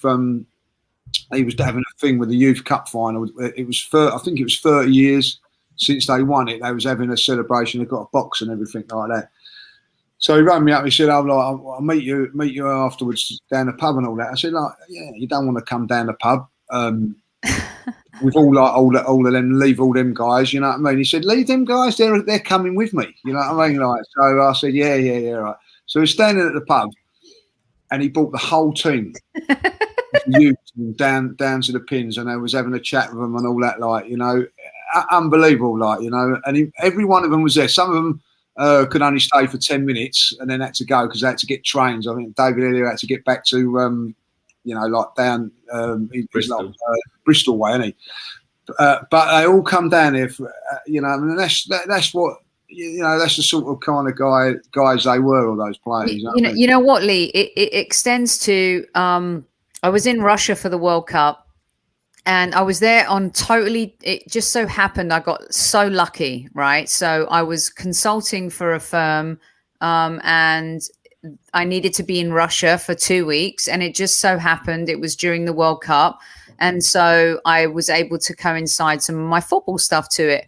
So we're staying in this hotel, busy day, doing kind of media and stuff for this Russian company. And then I'm in the bar and buying drinks, and then I turn around and it's Wrighty, Dixon, Clattenburg, O'Neill, Roy Keane, all of them. And they're just sitting there and they're chatting with everyone. And I said to my boss at the time, I said, I want to buy those guys a round of drinks. She goes, I'll go buy them a round of drinks. So we bought them a round of drinks. And before you knew it, we're all hanging out. They're hanging out with everyone. They're telling the most hilarious stories. Mm-hmm. And then, you know, Diego Forlan comes in, like plays from all the other networks and stuff, staying in this hotel. And I just think that those guys get it, like as brash as Roy Keane can be, as protective as Wrighty might be because of all the other things that are going on. They still, when they meet fans, you know, I thought Roy Keane would be really standoffish, but he was so cool, like beyond cool. And I think they just get it. You know, there was a time where they knew and they felt like that connection with fans, and they've carried it on through their commentary and stuff like that. And it ended up being one of the best nights of football I've ever had, like just hanging out. My bar bill was insane, but it was worth every penny. Modern day footballers, their bouncers would come in and empty the pub if they wanted a drink. Yeah, it's not the same. Yeah. It's not the same. Not all of them. The funny part to me was that one of the more recent visits when Kevin came to the Pins after a game to have some beers for us was the number of people that came up to me asking me to introduce them to Lee Judges. I'm not kidding either. Like Lee was there. Lee was there. Claude was there, and the guy. There's this one guy in particular. He looked like he looked exactly like the dude on Mr. Robot. Rami Malek. Oh, Rami Malek, yeah. And he's like, I can't believe we're around all these legends. And he's like, do you think like Claude would get upset with me if I come up to him and talk to him? I'm like, first of all, I'm not their handler. Secondly, you do know who that guy is over there, right? I mean, he like scored 59 goals for Arsenal. He's a legend, and you know, and I'm like, but if you want me to have, you know, Claude and Lee come over and say hi to you, then, you know, and I like, you know, whistled them. I'm like, get over here. But yeah, I mean that genuinely happened in a couple occasions where, you know, some of the younger generation, I've got to tell you this. They have no idea who Kev Campbell is, and meanwhile Lee's getting mobbed, Claude's getting mobbed. It's kind of funny and sad at the same time. I've got to tell you this story, and Kevin won't mind me telling this story, like, because. And by the way, the question and answer part is done, but I'm not ending this until these good stories are over. We're going as long as you guys want, but we goes into a pub. This is a great story. I know you're going to say. This is great. It's great. Like, I've told Dan this one. Like, me and Kevin got into the pub, sitting down. On Sky, it's got the greatest goals of 2002. Kevin's sitting there, he's got his party. He goes, I'll be on in 2 minutes. 2 goals that was scored for Everton. Like, you know? So as I look round, he's scoring 2 goals. He said, I've seen it 10 times, you know what I mean? So blah, blah, blah. So we're sitting there. And all of a sudden, this bloke's gone, oh my God, I can't believe it. Like, you know what I mean? So it's me, judges, how are you? All right? I can't believe it, like, you know what I mean? And I swear to you, can ask Kev this. He's turned around and he goes, "Cool, you're lucky, Lee judges." You know, like. Did he ask Kev to take a picture? He goes to Kev. He goes, "You an Arsenal supporter? Do you follow the Arsenal?" Like, you know what I mean? So Kevin's gone, yeah, big Arsenal fan. He goes, "Carl, you're lucky having a drink with Lee Judges, aren't you?" And I said, "This is a swear up stuff, like, you know what I mean?" And I tell you what, like.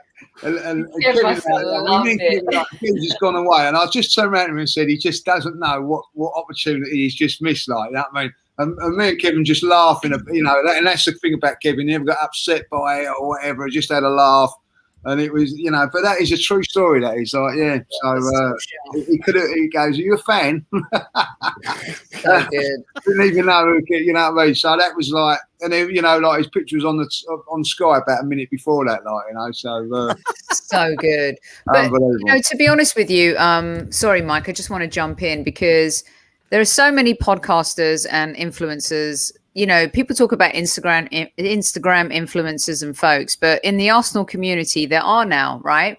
And there are, you know, Generation Xers like Lee and folks like Lee who have been around for a little bit longer. Lee was a baby boomer.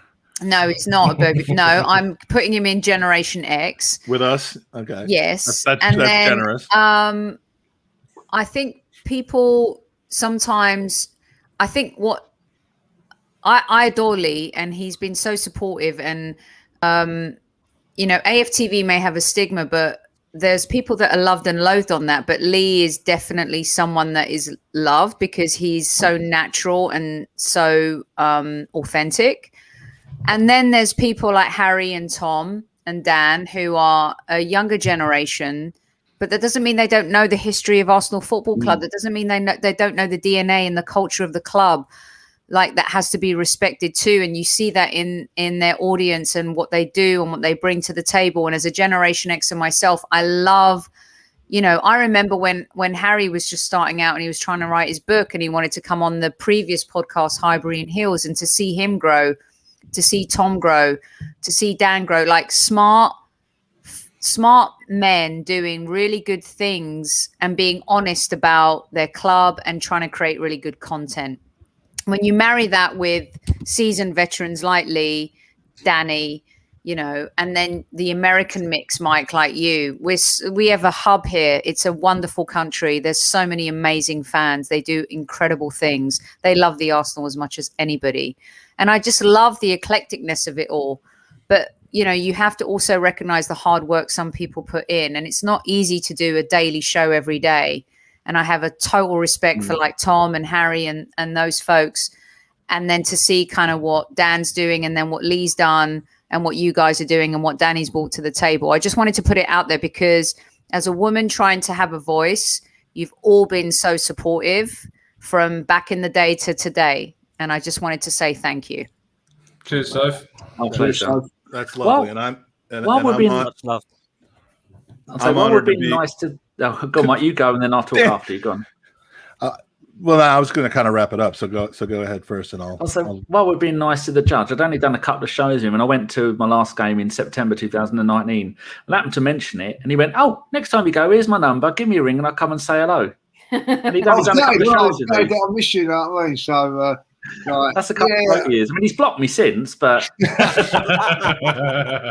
I just don't take you to anything no more. Like, I will never do that to you. Like, you know what I mean? So, he's never taken me to anything else because the last time he took me to a game, 2 things happened that were bad. One, Stefan Lichtsteiner scored, his one and only goal for Arsenal, yeah. and I gave him everything I had because we were arguing about his value to Arsenal. Of course, he was right, but Lichtsteiner scored on that day. And then the second thing was he took me up to the club level at halftime, and I'm like, oh, the free red wine, but just during halftime. They regretted that. Let's put it that way. For the rest of the. He went up there. It's like grabbed a load of them. Like, know what I mean? Like, there's for other people as well. He done real well that night. I didn't realize that the wine was for everybody. I thought it was just for me. Oh dear. All right. Well, now we're doing Tai Chi. We're gonna wrap this up. This has been fun. It's gone so much longer, but the quality of what is that? It's a Buddha. Rub the belly for next season. Rub the belly. The belly. Oh, I thought you wanted me to rub my belly. No, don't rub it. Let me just stop that. Just let me just put it away. Mike, I knew between you and Danny, I knew we'd get out of hand. So no, it's gonna stay in hand. This has been a pleasure. We will do this again. There are other people that I definitely want to be having the same conversation with again. But thank you for all joining me for the maiden voyage of inside a podcaster studio. Danny, when you do a podcast, where can people find it? Hiding in the bushes at the back of your house with a pickaxe. Looking for Rob Holding. You're waiting for Rob Holding. I'm waiting for Andy to turn up. Absolute laugh out of that. Well, thanks for coming on, Sophie. Always a pleasure. We're gonna be heard from soon. Let's just put it that way. We're going to do a really good show on Thursday, but we're not going to announce it now. We'll do it tomorrow. Yeah, we will definitely do that tomorrow. Lee Judges, always good to have you, mate. Thanks for staying up late with us. Always a pleasure. Love what you do. And the shows, I'm glad you're doing what you're doing in America because you guys are funny and especially when you do things like that. It's like a sandwich. If you look at this carefully, you see like it's like a Lee Judge's hair sandwich situation going on there. Mike, I'm thinking they can make it for Gooner Gras. I think Gooner Gras is going to be good to go for Feb. Gooner Gras in February. Book it in your calendars. You will be able to travel here, get your vaccinations, and if you're so inclined, and join us for an Arsenal party. But that's also a discussion for another show. Tom, I respect that you always just keep doing pods with me on our channel and your channel, despite how you always feel after. Yeah. No, you wash the filth off, and then we go again. It's I'm a glutton for punishment, man. That's what it is. It's no, genuinely, it's been an absolute pleasure as always, mate. And I love you, man. It's just I really genuinely appreciate the friendship that you've given me and joined up with everyone else as well. The show is great, and you just keep doing what you're doing, bro. Hey, I will try when I feel like it. Danny, my newest podcast mate, but someone who I absolutely adore. Even though we have different approaches towards things, I try to be a little positive, even when it makes absolutely no sense to be. But I don't use that. But I don't use that as a justification or as a moralistic thing. It's just how I'm wired. But I struggle when I listen to you sometimes because you make a lot of fucking sense. And I hate that you make sense when you're saying things. So, rather than just ranting and raving, you make good points. You explain them well. It's hard to contradict you, and that's meant to be a compliment. But thanks for joining us, mate. Where can we find? Mate, thank you for having me on, mate. Much appreciated. Is that my computer or is that Mike's computer? No, it's him, mate. He's going. I froze out. Cool. No, Mike, thank you for having me on, man, and much appreciate the compliment, man. I appreciate you, and I love you lots. And this show's great fun, man. I absolutely love coming on here because you just never know what the hell you're going to get, and that's what I love so much about it. The different content, the different ideas. I've come on here talking about some of the most unreal stuff, and not just stories. The show we did with Owen and yourself and Canton about the kind of football sayings will stay in long memory of mine. Absolutely hilarious. Great banter, great fun. And it's been a pleasure getting to know all of you, you know, and it really has. It's been a fantastic 18 months for me, really, and something that I never thought I'd get into, but kind of fell into. But more importantly, it's actually made me love the club even more, even though at the moment I'm struggling to love it at all. I think I probably would have given up if it wasn't for you guys. So, yeah, when I get Tom and Harry telling me to trust the process, and I get, you know, some sense from Sophie, and sometimes some flip-flopping from lead judges, but most of the time it's making sense. And then obviously you've got the love that from Danny, who I never fail to stop laughing at every time he's in the chat, or if I'm on the podcast with him, always laughing my ass off. And that goes for you as well, Mike. So there's much love on this panel, man. And thanks to everyone for watching in the chat. This podcast deserves much more views, in my opinion, because it's great banter and great fun. So cheers, Mike. Well, fortunately, we do it for fun, and as long as it's fun, we'll keep doing it. And shows like today are fun AF. I'll leave it up to Daniel Robert for the last word. This show has not been pony. Thanks for joining us. Have a great week, everybody, and come on, you Gooners.